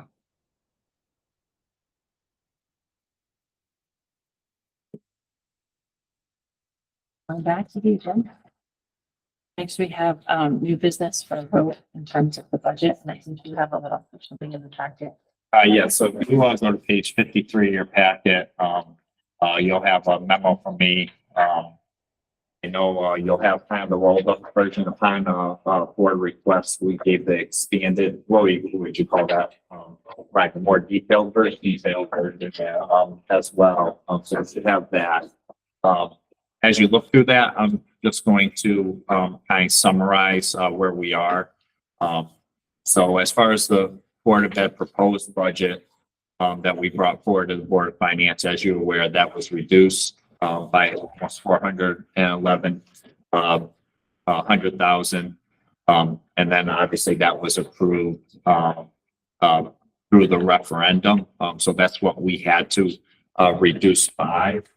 So what we're bringing forward to you as far as recommendations to offset that reduction is we have had some more updated numbers. So some of the things that contributed was, first, in our initial proposal, we were using 265,000 of the 2% fund. Now we're proposing using the entire 478,000.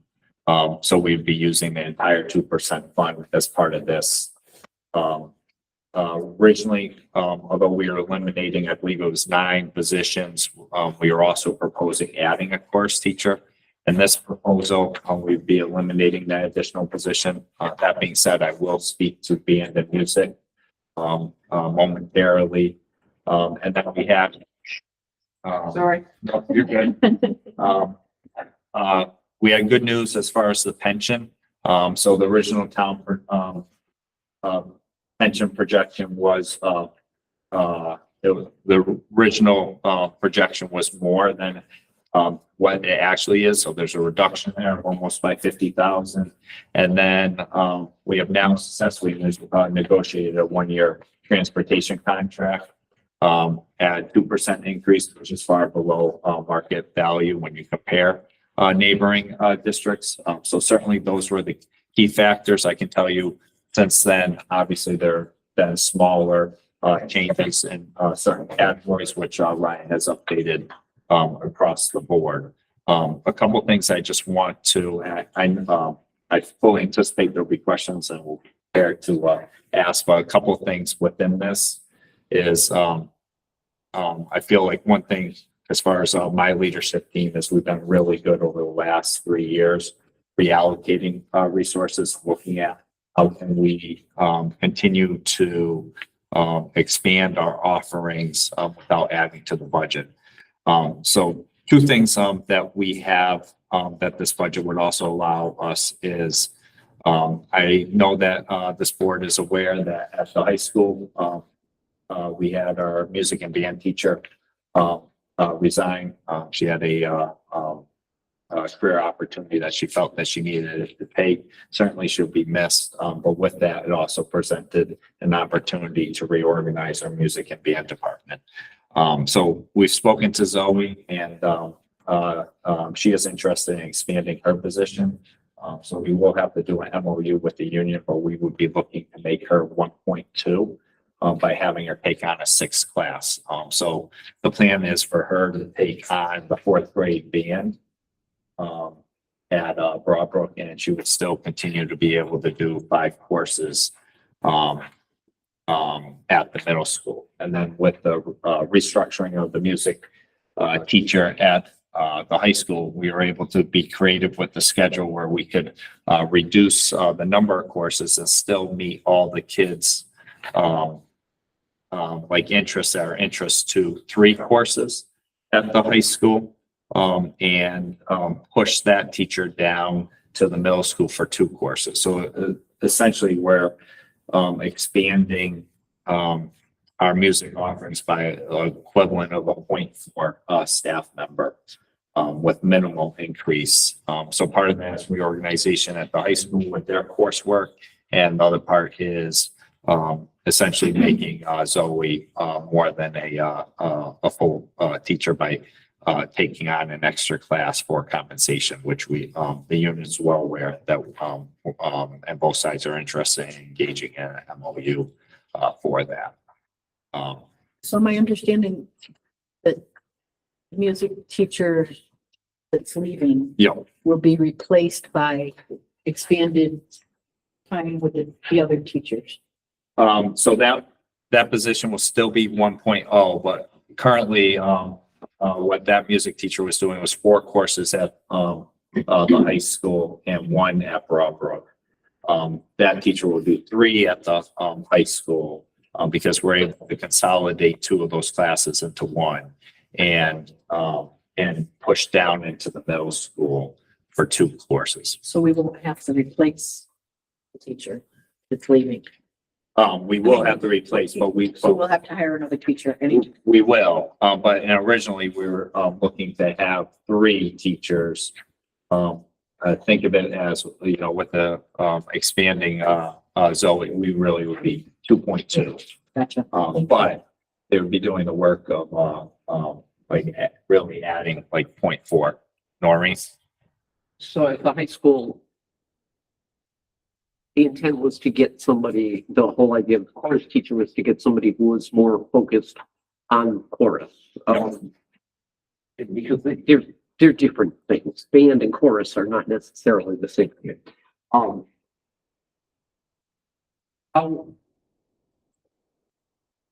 are we going to be able to get somebody who can handle both band and chorus?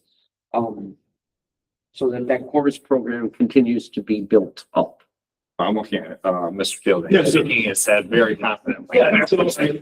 Talked to Zoe this week, and Zoe does a really good job with band and chorus at the middle school. Already, she's very fluent in her vocals. Like she's and she's already, you know, I think you can find someone that can do both. Okay. We've had people that could do both in the position. So that was one of our, with getting the chorus teacher, it was to get a focused chorus teacher to handle the middle school and the high school. Correct. Yeah. And I mean, you look at your current personnel and our current personnel are great, but at the high school, that expertise was primarily in band. But to Mr. Field's point, it's how you market and advertise this issue too. So we certainly read once that was first and both. Okay. And then my only other concern with it, I'm all for creative and trying to figure things out. My concern is that we do this with the additional class time, and that's good for now, but if something changes 2 years from now and they don't want to do that anymore, I don't want to be putting in a position where we're going to now have to pull back on things that we've implemented because we were doing it creatively. Those are my concerns. Yeah, I mean, that's always a possibility in anything. I mean, certainly like any MOU, we want a commitment for the year, but certainly because they're doing beyond what's in the contract, you really couldn't do anything more than year to year. And I understand that.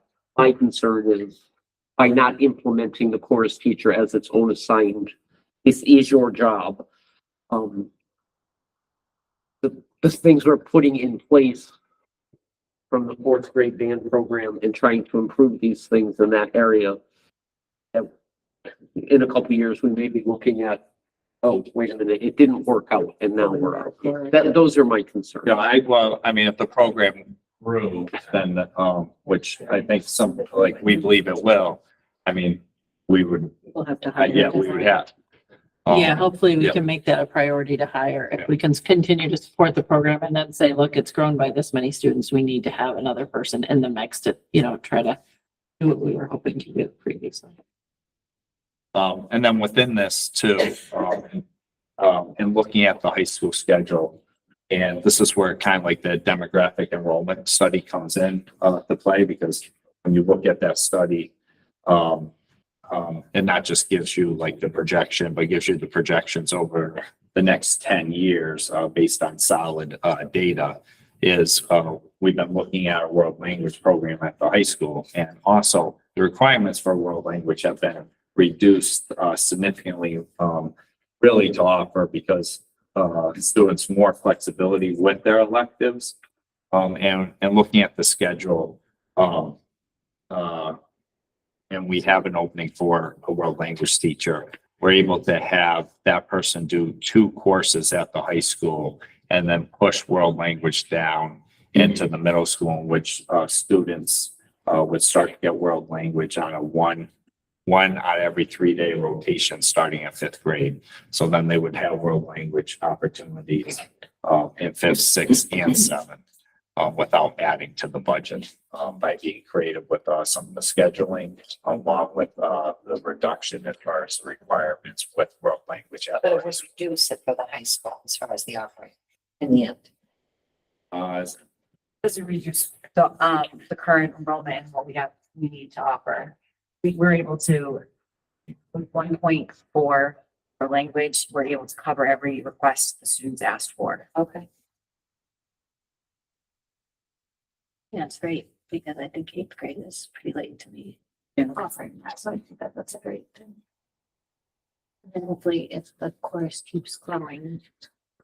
To me, it sounds like we're not quite there where we actually need that full-time course teacher yet. And so I know that that's the hope and plan for a lot of people. And so that was. Right. I mean, our numbers at the middle school, if those numbers continue and go to the high school, that person wouldn't be able to essentially be a 0.6 at the high school. That would have to grow. But I mean, you need the data to support that. We're not there yet. So as far as meeting our needs and where our needs are today, this is really the best way to go about it. And it's really the best way to utilize resources without overextending ourselves, because it's not necessary at this time. But that being said, it is very likely if those kids continue and that it will be needed in the future, which isn't a bad thing. No. Questions about the overall budget proposal regarding that or anything else? Were there questions about the next year, current year budget analysis that was provided? And then I know that Ryan provided kind of the more involved as well, but I did not. I think this is just an overall question probably for Patrick. And so originally we talked about 9 positions, right? So this is kind of big. Right? Were 9 positions eliminated and where were they eliminated? Yes. So a number of those were tutor positions. One was a part-time secretary. I'd have to go back. They were eliminated when we talked about the original proposal. Yeah. So that's, but now we're back here. We've been kind of looking at the whole thing. So the tutors were eliminated from the high school? Weren't some of those positions put in place during COVID? They were, Yeah. yeah. They were through grants or through ESSER funding. So that's partly why they were eliminated. Yep. And we discussed that when we did the original budget that, we were losing some, but retaining others, and it was part of a grant. And so that was why those choices were made earlier. Like that's already kind of been settled, I would say, in terms of like We're having to reduce it further. We can't add anybody back if we're reducing money even further. Yeah, I believe it was 2 at Broadbrook, or do I remember that? 2 at the middle school, and was it 2 at the high school? Yeah, That's 4. So how many is it? that was the, Okay. there was a para at the high school. That's 7. There was a part-time, secretary. Yeah. 8, and I'll find, Patrick, I got a question about the 2% fund. So we're taking everything out of it. How do we get it back? Yeah, because it seems to me that you're gonna give it to me one time, and here you can have this, but we still have the same issue. We still have the possibility that someone's gonna move in next year. And I think. you mean like if we would have to go to the Board of Finance and ask for an added appropriation because it was An added unanticipated. appropriation, but I'm just saying, If all that's spent. So we wouldn't actually take, like, are we gonna take it all right at the start? No, Or we so take you it don't when- pull, you wouldn't have to pull it till the very end. but that's not my question. My question is, How to build it back. how do we make sure that we have it back? Because I don't believe the intention of the 2% fund is a one-time shot. Here you go, that's it. No, we could, if we have money left over at the end of the year, this year or next year, we can put money back into that fund, but it's not gonna. Yeah, Oh, yeah. The only Yeah, way it's it a gets funded is server. by our. it's by our funds. Whatever funds we have left at the end of the year. That's how it builds up to this point. Yeah. So if we had leftover of the current, like this year we're in, if we had leftover, it can go into I that. can recall fund. years, but not years back, where once they gave this, they were still in question as to how. Is it, like, how do you? Yeah, no, there was discussion about if it was more than 2%, like, can it only be 2% or can it be 2% each year that builds? But like, if Yeah. we're starting at 0, we don't have to ask that question right away. You know what I mean? Like, so, and we can automatically say if we, and I don't even know where we're at in terms of having a little bit to put in there from this year, but we can say we're not just giving money back to the town or whatever, we're putting it in the 2% Okay. fund that we know, we're. I just trying want to make sure that we're, not doing one-time scalping. And then I mean, you're done. Unfortunately, we didn't want to use all of it in case, something did happen, Oh, but yeah, the way it's kind of coming to it's the best way to do it. Yeah, I mean, I can tell you if the board is uncomfortable utilizing an entire fund, I am not. then, what I would have to go back with the leadership team as we would reduce positions. It's not, for me, it's not a question. I want to use this. I'm happy to use this. I just want to make sure that this isn't the last chance that we get at it. That's it. All you have, and then you're not going to get it back. No, I mean, hopefully over the next 3 or 4 years, we could build it back up again. Does it look like we're having anything to put back this year? Or are we? Working on that currently. So we'll update you since we can. So what about, One last point. Have we, since we started this, put stuff into it, or have we just? We have done it not, out? We have not. I mean, so in past conversations, is that, there's some, there's been, some discussion as far as understanding, as far as the legislation, is it a total 2% or is it 2% every year? I mean, it was really the consensus of this board, is my understanding is regardless of what legislation was, when it was established with the Board of Finance, it was really an understanding that it was 2% of the overall, budget, not like a 2% each year to be accumulated. That current year's budget. yeah, so it's. So it can grow every year by Right, yeah. some amount as the budget grows. Right, but we haven't done it, so I'm just wanting to make sure that when we go to do it, I think that sooner we go and have that conversation with the Board of Finance. Take the money out, is that what you're saying? No, not to take the money out, but to make sure that we can put what we can put back in. Yeah, so Fran, That's the state. yeah, Yeah.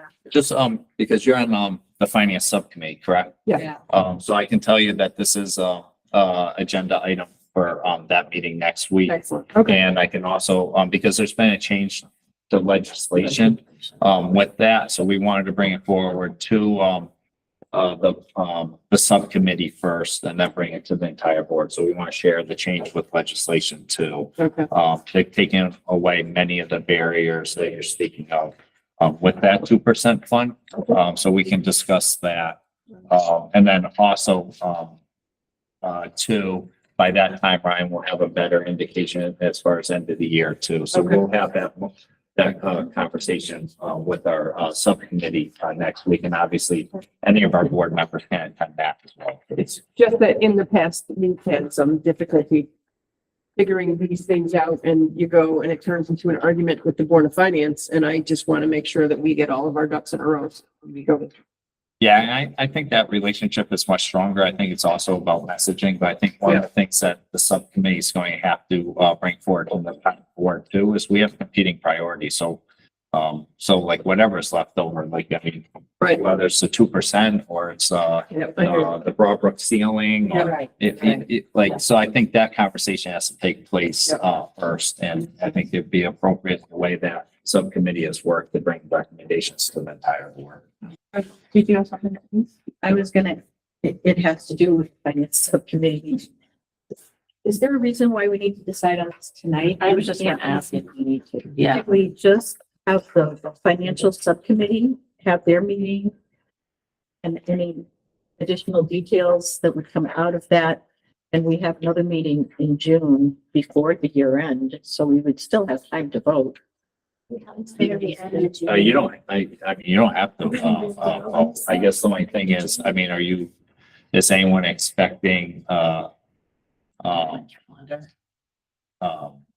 any significant change? The only reason I say is if anything's a significant change that could impact staffing, that would be something that we'd want to have conversations with those people and not wait till late June or July. Because our next meeting isn't actually until June 26th, Yeah. the way that the calendar is. And sometimes we try. And But I think if we sort out a lot of that stuff with the financial subcommittee, it would be a much The only quicker conversation. issue could be, is that night, there's a town meeting, so I don't know.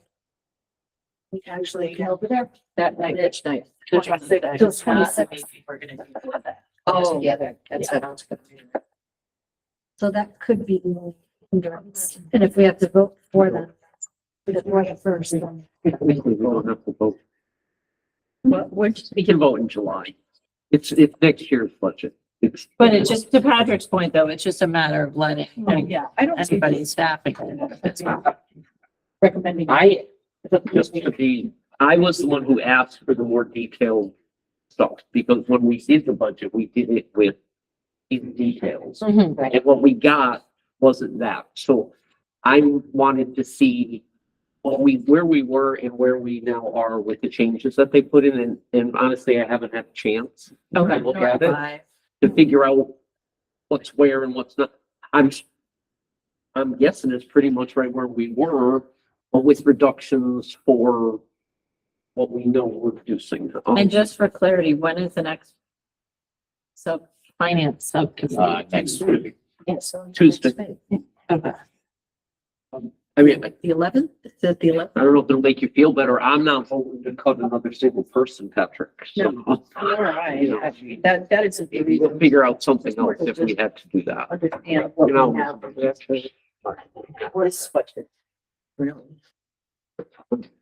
Yeah, and the other reason I ask is, I mean, we're in prime hiring season, too, so, so if, like, it was putting on freeze that we thought that we were reducing staff in any way, certainly that would, between myself and the leadership team, that, you know, we might want to regroup or reconsider, like our hiring right now. Well, just so I'm understanding, what would be being discussed at this subcommittee meeting? That's any different that's here. So again, I can guess tell you that's what I from my- suspected Yeah. because I was the one that first brought it up, but I'm not the only one, I guess. So you get toward the last couple weeks of the year and Ryan will know exactly what we have left, right? What we have left in our budget. There might be something that we can We'll have an approximate number. Like maybe being able to save a couple tutors, are you saying, to like bring? Not- that- not saying And I don't tutors, but understand, maybe we wouldn't have to take as much out of the 2% fund, for instance. But the Maybe we money have- from this year, I mean, I guess we can use it for certain Right, things, we but can like, prepay something that would be a next year's expense, but that lowers the amount for But us it's to not, have. that 2% fund isn't set in stone, because if we don't need it, we just don't Mhm. take it out. Right, yeah, right. That, if, I But didn't if really we spend it That all. wasn't. If you yeah. spend it all, then you have to start building it up again. I think that was kind of. Right. So how much are we gonna save? I mean, it's not gonna be like $200,000, I'm sure. It could be, Could be. it could be, so, but we don't know. We're not anticipating it to be 200,000. I mean, if it was great, then we don't have to touch $200,000. That's- Yeah, because I mean, as it's the, but if it's the 2%. We could dream, I guess. If it's a question of taking the 2% fund, we won't be again, doing we, that right away. we're not gonna do that right away. So if we don't need it, we're not gonna take it. And if we're gonna have whatever, $50,000, $100,000 at the end of this year, what difference does it make whether we adopt this tonight and be able to give people a solid at the end of this year, and I don't have to worry about what's gonna happen to my job at the end of this year. I don't think anybody's saying anything about jobs as far as the finance subcommittee. It's more. But but we are in a way, because if, as he said, prime hiring, if the budget gets set and the people who work in the school district know what's gonna happen for next year, this is what we're gonna say, this is where it is, so they know whether, all right, so this is what's happening. As he said, with prime, hiring season, if you're comfortable, you're not gonna look. If you don't think that there's, if we adopt this, as has been put out by our superintendent and his staff, And then if there's something that comes up at the end of the year, you can say this much is left, we're gonna put it towards this, which may end up changing this just a little bit, but it doesn't change like the overall main. I'm just one person. No, I hear you, but I'm not trying to, I would have thought this would have come to the financial subcommittee, and we've all been pretty open to, if we need a special meeting. In fact, I think the next meeting is not our normal night. But usually we would go through this kind of Yeah, stuff. so I can tell you in the past, we have. That's all I'm We saying. have not, if that is the recommendation of the board, we certainly can do that at the, just as far as like, I'll just go through last year, like because the entire board was part of the workshops, as far as the development, it's always been a whole board, but certainly if the board prefers, like once we get to that point for it to go to the finance subcommittee, I mean, Brian and I can do that. We would just want consensus from the entire board, that's the preference. I've said. I guess I'm just still confused as to what difference it would make. Like, what difference, like, and it's not like to say that it's wrong or right, I just don't know clarity on like, why would it make a difference whether it went to the finance subcommittee or whether it didn't go there first? Like, So I can explain my take. I guess I'm not understanding. So at the end of the year, it's a $26 million budget. It's not going to be down to the penny spent. So let's say we have $100,000 left. If we have to make up $400,000 for next year, if we have 100,000 this year, that we can, I always used to use the term just buy a lot of toilet paper. But, I mean, buy computers if we need computers, or buy something from next year's budget that lowers the amount, the impact of that 400,000 is now 300,000 because we can repurchase something. Right, but I don't think that would actually be an obstacle, right? Right, I don't think that would That's actually change if that we we approve. would not touch that money because we're not gonna like just take the $400,000 out to start. It's like through the year as needed to pay for things that we use up. So then if we don't actually need to use it. It would just then stay don't in the use it. It'll 2%. just stay in the 2%. It's not about the 2% fund, but I'm whatever the rest So of the that's what I'm group does confused with, say. because that's what it sounded like it was. No.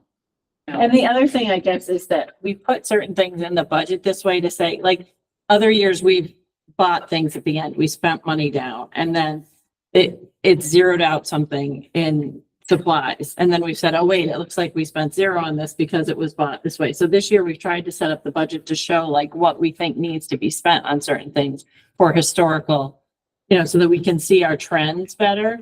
So I can see where, we might then buy something ahead, but at the same time, we want to keep those numbers the way we've set them up for the trend. So I don't know why approving this tonight would impact that, I guess is what I'm. Or if we have extra money, can that just get put into that 2% fund and add to it? And then now there's $550,000. And then if we take the 450,000 out, there's still another 100,000. We haven't done that in years. But I'm saying, can we? We Like, can. that's the question. Yes, Then we can. then that will make that a non-issue again, because then the money still stays with us no matter what. It's still there. Do you know what I mean? So one of the things we think we've done, and I think it's to our benefit, is to set up subcommittees. And the protocol has been for the subcommittees to do a lot of the work. Get into different things and then report, and case in point, the policy, right? And you're then bringing something everybody doesn't. So I don't understand what we're doing here. Well, I think that Patrick's point was and it is newer that we've had the finance subcommittee, but we haven't done it in the past, that because we all talked about this budget in our budget workshops, it would kind of just make sense for us all to make this decision rather than it going back and. But it was already made. This is Really? what I guess I'm doing. Like, I feel like this is a working budget that we've been like talking about for a long time. I think if there's more time that needs to, like Maureen saying, she just had the information and she hasn't gotten a chance to like look at it. But I don't know if I'm comfortable to be saying like, this is something for the finance subcommittee that needs to be looking at this. I feel like that's probably something you guys have been doing for the whole time. But I do think if somebody hasn't been, you don't feel like you've had the opportunity to look at the information, that to me is something.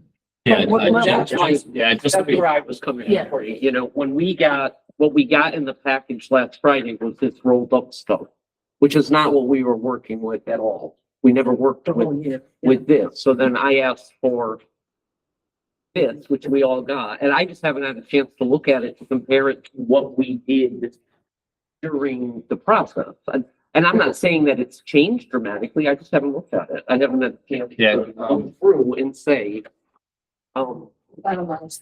yeah, just for clarification, so the finance subcommittee, they've been reviewing FY 24 budget all along. And obviously we're referencing FY 25. The only thing I would ask is like superintendent is just clarity. Like I said, it's been past practice, and the entire board has been involved in all decisions regarding the next year fiscal budget. But if it's a preference to bring it to the finance subcommittee, again. I'm not saying that it should be to the finance committee and not the full board. But each month we have reviewed, the finance committee has reviewed the budget, and then it goes to the full board with our, sort of review of the questions that we have. Correct, the current fiscal budget, but we're talking about the next fiscal year. So that's why I'm asking for clarity. Because in this case, we're talking about FY 25. So if I'm understanding it, I'll just speak to you, Denise. It sounds like it'd be your preference for the FY 25 budget to go to the finance subcommittee, which is fine, but I would just want consensus. So The no. 24 budget. Oh, all right. So now I'm, okay. All right. So I misunderstood that. I thought we were talking about 25 and we're voting on for, yeah. But without having seen the year end of the 24 budget. Can I say a couple of things? But we're sorry. Sorry, I misunderstood Bottom line, that. so sometime next fall, when all the invoices and all, I can look through bottom line until everything comes in. So a couple things I've been thinking about this as everybody's talking. I agree. Finance subcommittee, we haven't used it in the past. We've been using it primarily kind of go through things, weed stuff out so that we as a board, when we're looking at the information, we don't spend tons of time. We can answer some questions and we can also give everybody else who's not on the finance subcommittee a chance to ask some questions. So that, I think that's an important piece of what we've got, but I also am looking at time here. And I think the fact that we've got other things coming up for the next meeting and we may not be able to have this meeting. And to what Patrick's saying, I think it's important for us to get this approved. If there's something that we find out we need to move from this line to that line, that's why we have the transfers and stuff going on. So there are some safeguards in place for us to be able to change things up if we need to. At the end of the day, the number is not going to change. Whether we take some money from 2% or not, we're not going to know until the end, towards the end of next year anyway. So, and I mean, just for clarity, we'll have, I mean, it's going to be part of the finance subcommittee meeting as Right. far as like, I mean, we'll have some indication Right. where end of the year number is by Tuesday. But yeah, you should have that. Well, It's just about. we still have one large payroll Yeah. to do, so. Right. But you know what that is. Skip that. One large You know what payroll, the you're payroll is. predicting. You can, but you still want to process it and, you know, and run it through, because you have balloon checks that last, payroll, so there will be. Again, it will be like a ballpark figure that we can. I apologize, Denise, I misunderstood what you were saying in the beginning. That's all right. That's not a big deal. Kate, why don't you call for a motion? I was gonna say, does somebody want to make a motion and we'll kind of see where the board feels? Somebody wants to make a motion to pass the proposed budget as proposed by, you know, I'll the, make a motion to pass the FY 2025 budget as proposed by superintendent. Changes of these. so Fran put a motion on the table. Do we have a second?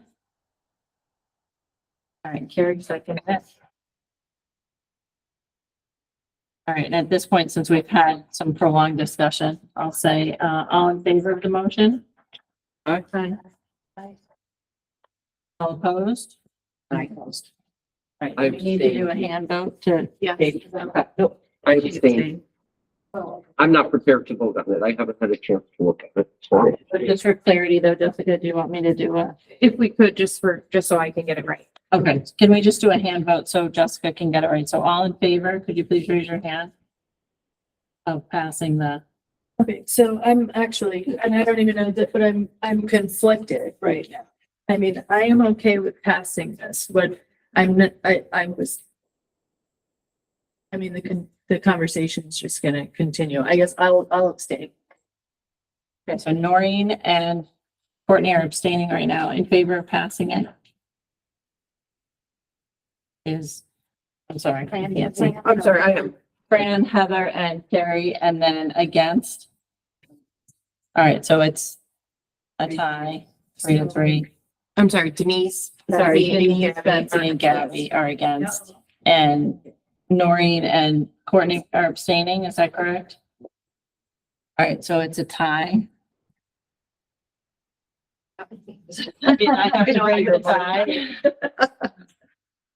Oh, good I night. mean, just my 2 cents, if people haven't had the opportunity to review, I mean, I think that's important. And what I'm hearing from the board is, that, you're not anticipating, making any changes that would impact staff and, to me, that would be the most important thing, so. I'm just concerned about us not having a meeting that's in charge until 26. That's fine. And we're not, are we letting that? So I don't know. That's my own concern. Sorry, if it ends up being the next one. I just, well, I don't know. Actually, Kate, you gotta make the. I know, I have to make a call. You're not gonna sit there and keep talking about point of order. I'm gonna call my rep.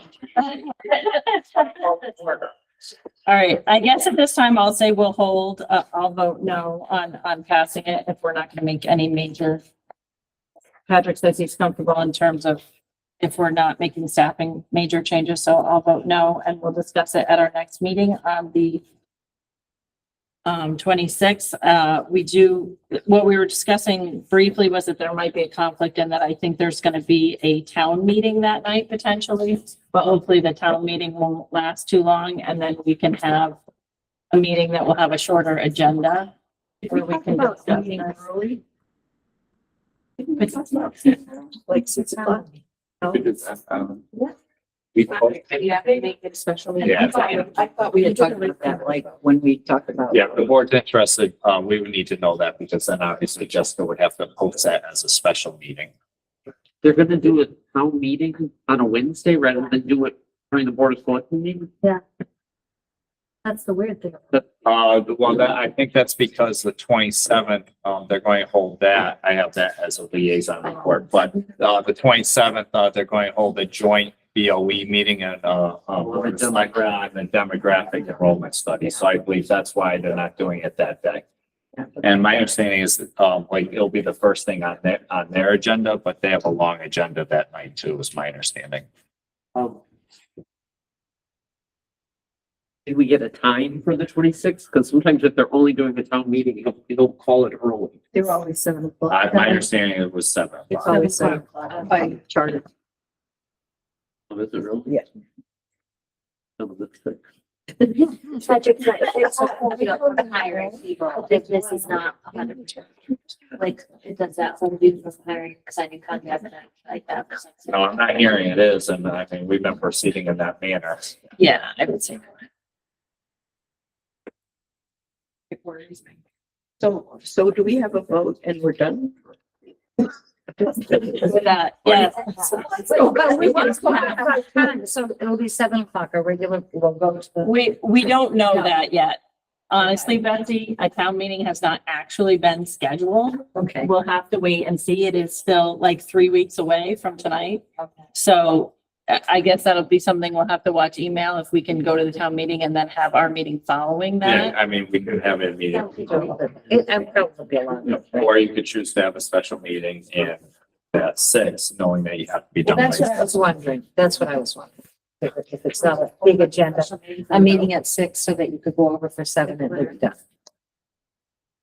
I mean, potentially we could hold a special meeting Anyway, could we hold a special? for a meeting? vote, but there was something else that we may have on that agenda, so it's just a matter which.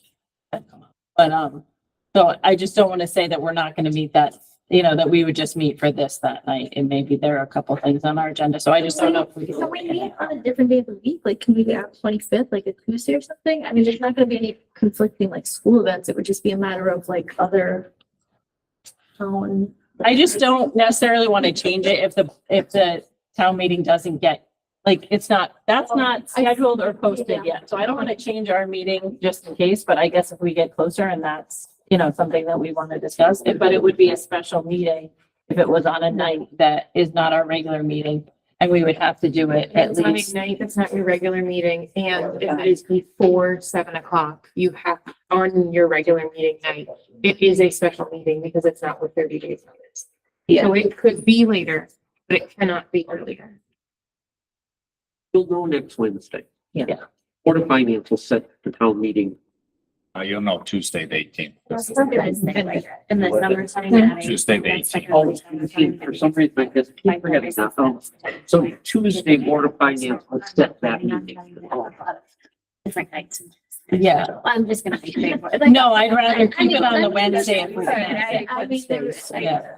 It's just hard to tell with town meetings. Sometimes they're quick and, relatively, but I don't know how many things are gonna be on that. I think one whether- is the track. Right, well, so obviously we would want to be there for the track.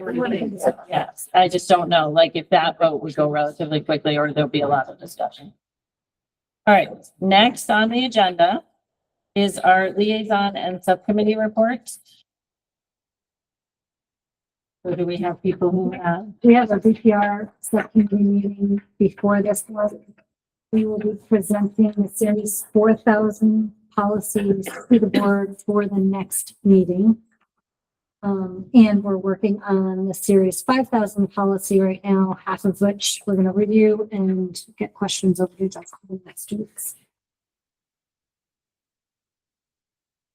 A lot of. Were there other, Facilities met. It was a pretty productive meeting.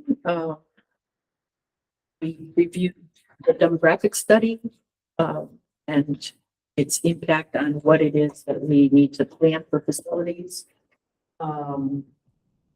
We talked about prioritizing projects on the buildings, knowing that we're going to be doing likely major rehab or something for the buildings.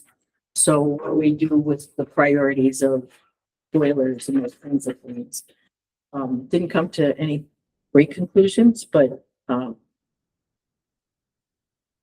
Kyle is looking at some alternatives for a couple of the things. One being, which was a total surprise to me, the chimney on this school is not even used for anything. So why are we fixing something that isn't even used? Maybe we should be taking it down. So Kyle is going to try to get a number for that. Boilers were another bit of discussion. I don't think we came to any conclusions on that. The track new numbers were discussed. We also talked about getting the word out about the facility studies and what we're going to do, get it out to the public. And we talked about maybe, well, in fact, Justin will be putting something together for the Five Village Voice. Sort of starting, God bless you, sort of starting to put out information so that people aren't saying, you know, like a year from now, this is the first we've heard of it. I mean, they still will, but at least we'll have started doing some of that, and we can take those kinds of articles. And as Patrick said, Facebook seems to be the thing here in this town, that we can share it with, you know, the different groups that we belong to. So it was a pretty productive meeting. Jason Bowser was there, and he is convinced that if we're going to do these projects, that they are such large projects, money-wise, that we should be doing it either on a gubernatorial or a presidential election.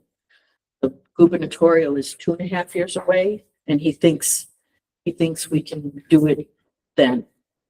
I think that's pretty ambitious. The next presidential would be 6 years away. That's a long time to wait. I am wondering if we can do one piece of it. And I mentioned it to him. He said, no, it needs to be all at once. So I think that'll be further discussion, but whether we can do, like, let's say we're going to keep the Broadbrook School, hypothetical, and we can get that all done with one set of bonding, and then whatever we do with the middle and high as a second during the presidential 4 years later. I don't know. That's all up for discussion, but that's what the facilities committee has been working on. I appreciate that. That's good to know kind of some of those discussions that are going on, because I know there's a lot to tackle with that. There's a lot to tackle. We're getting there. And as noted, you should have gotten something on your calendar as a save the date sort of thing for the demographic study joint meeting in terms of Board of Ed and Board of Yes, Select. that's calendar invite went out today. Oh, okay. That's the 27th, Thursday, 7 o'clock now. Patrick, relative to that, can you have Justin maybe put something out on Facebook that's gonna occur? Oh, yeah. So that people can see, Yep. get in their brain and maybe show up. Maybe, Yeah. yeah, that would be good. The more you put it out there, the more apt you are to get somebody rather than waiting for the last minute and then they complain that we didn't know. All right, were there other liaison or subcommittee reports? The other thing that I wanted to bring up, we had gotten a notice that the administrator's contract will be coming up in the next, what would you say, in the next school year? Like the following Correct. So we have to start negotiations with them early fall. early fall. So we just wanted to make sure people knew who was on that committee, and I think we do have a vacancy. So had we said Betsy, Gabby, and I are on that? And you have one vacancy. It's the administrators negotiations committee, and we have one vacancy. It's next fall, right? Yeah, it would be in the fall, maybe. Yeah, I mean, obviously they're right here, but I can tell you it's very easy. to do. I'm not saying that just because they're here. Okay. Not anymore. Yeah, no stretching, You see it's good. You go around. I mean, Tim and Laura, I mean, what was it? Took us about 3 meetings I was last gonna night. say 2 or 3 meetings is what it usually is. Before, like, it hasn't, it hasn't been many meetings. I'll do. It's All really, right, so we're a really amazing group of people. We'll tell you all about it. Allow us. There's volunteering to be on that as well. So if we could add her and then we will schedule those as we need. All right. Thank you. All right, next on the agenda, we have public participation for the second round. I do not see any public. All right, and then miscellaneous. Do you wanna? I'm gonna make a motion that we're gonna extend this past 9:30. All right, all in favor? Aye. All right, so, Heather made the motion and Fran seconded, just so we know we're gonna have to go. All right, were there specific miscellaneous? It was unanimous. I apologize. Yes. Unanimous to go past 9:30. Not that we're happy about it, but hopefully it won't be too much. So, I oppose usually too. This is going for. is there any other miscellaneous? I mean, it's being recognized. Yeah. Correspondence. All right, so we'll kind of mix miscellaneous and correspondence here. The next thing, we just again wanted to recognize Vincent. There is in correspondence, there's about the CABE Leadership, Student Leadership Awards, and he was recognized at the meeting before this when we recognized our Students of the Month. So I just wanted to thank Vincent again for being a great student representative for the past 4 years, and he's really been dedicated to this, and we appreciate his input and his reports and his dedication. So there is a letter about his CABE Student Leadership Award, and I was excited to be able to present that at the senior awards night. So Thank you. Thank you for having me. I really do appreciate the opportunity. Yeah, Vincent chose to be here rather than the sports awards tonight. Actually, Vincent, because you didn't come to the 6:30 thing.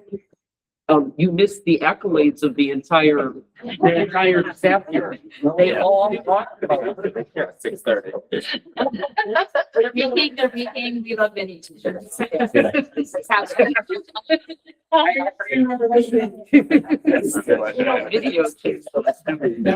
I have a question for this. I mean, just on those friends, if you have to say in a couple words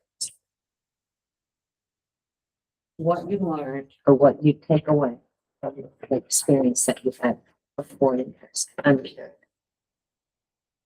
It's a different side of school. It's like, we go to school, we go to class, but now we get to see behind the scenes, like what drives it all.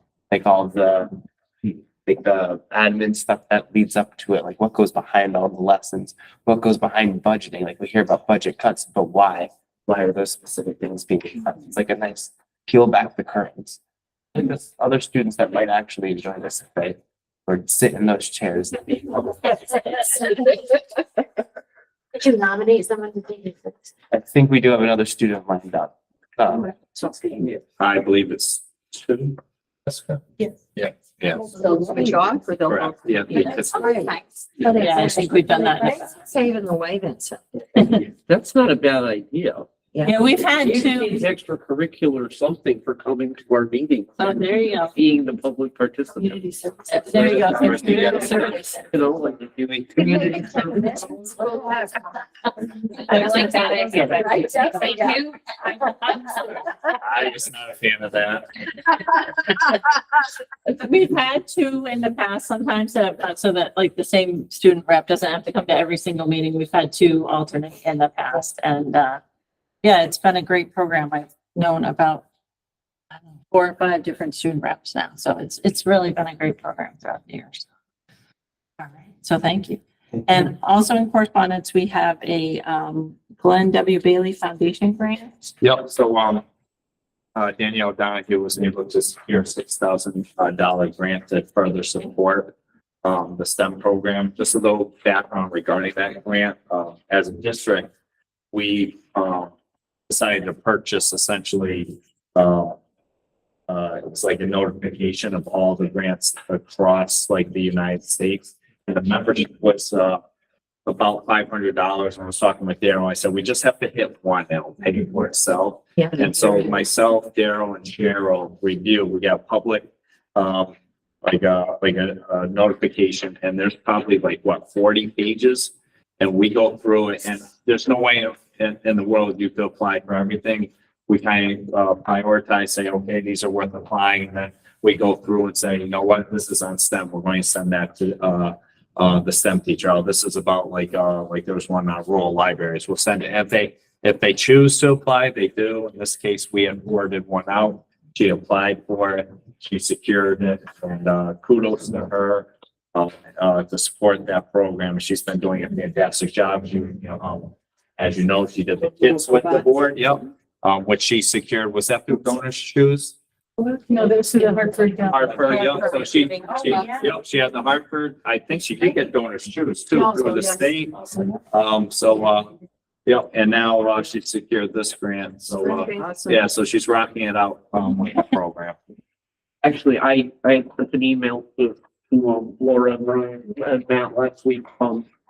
He sends out a monthly newsletter talking about, and it's an excellent newsletter. He tells you exactly what every grade is doing in terms that I can understand. And she attaches photos of every grade doing their thing. And I can tell you, like, Evelyn is so excited to get that and pick out all her friends. And it starts a conversation of, well, what were you doing? And what they're doing some kind of 12-sided shape, and she knew the word. I had no clue what she was talking about. It really, her newsletter, the way she does it and the information she puts in it really allows us to start a conversation with your child about something they're excited about and what they're learning, rather than what did you learn in school today? I don't know.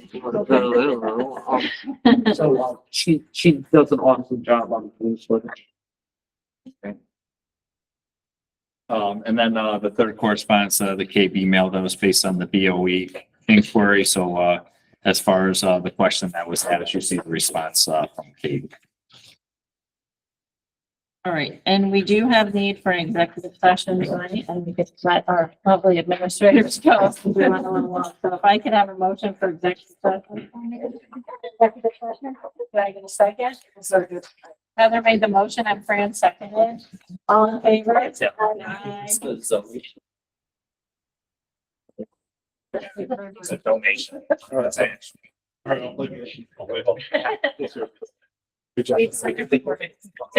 And that's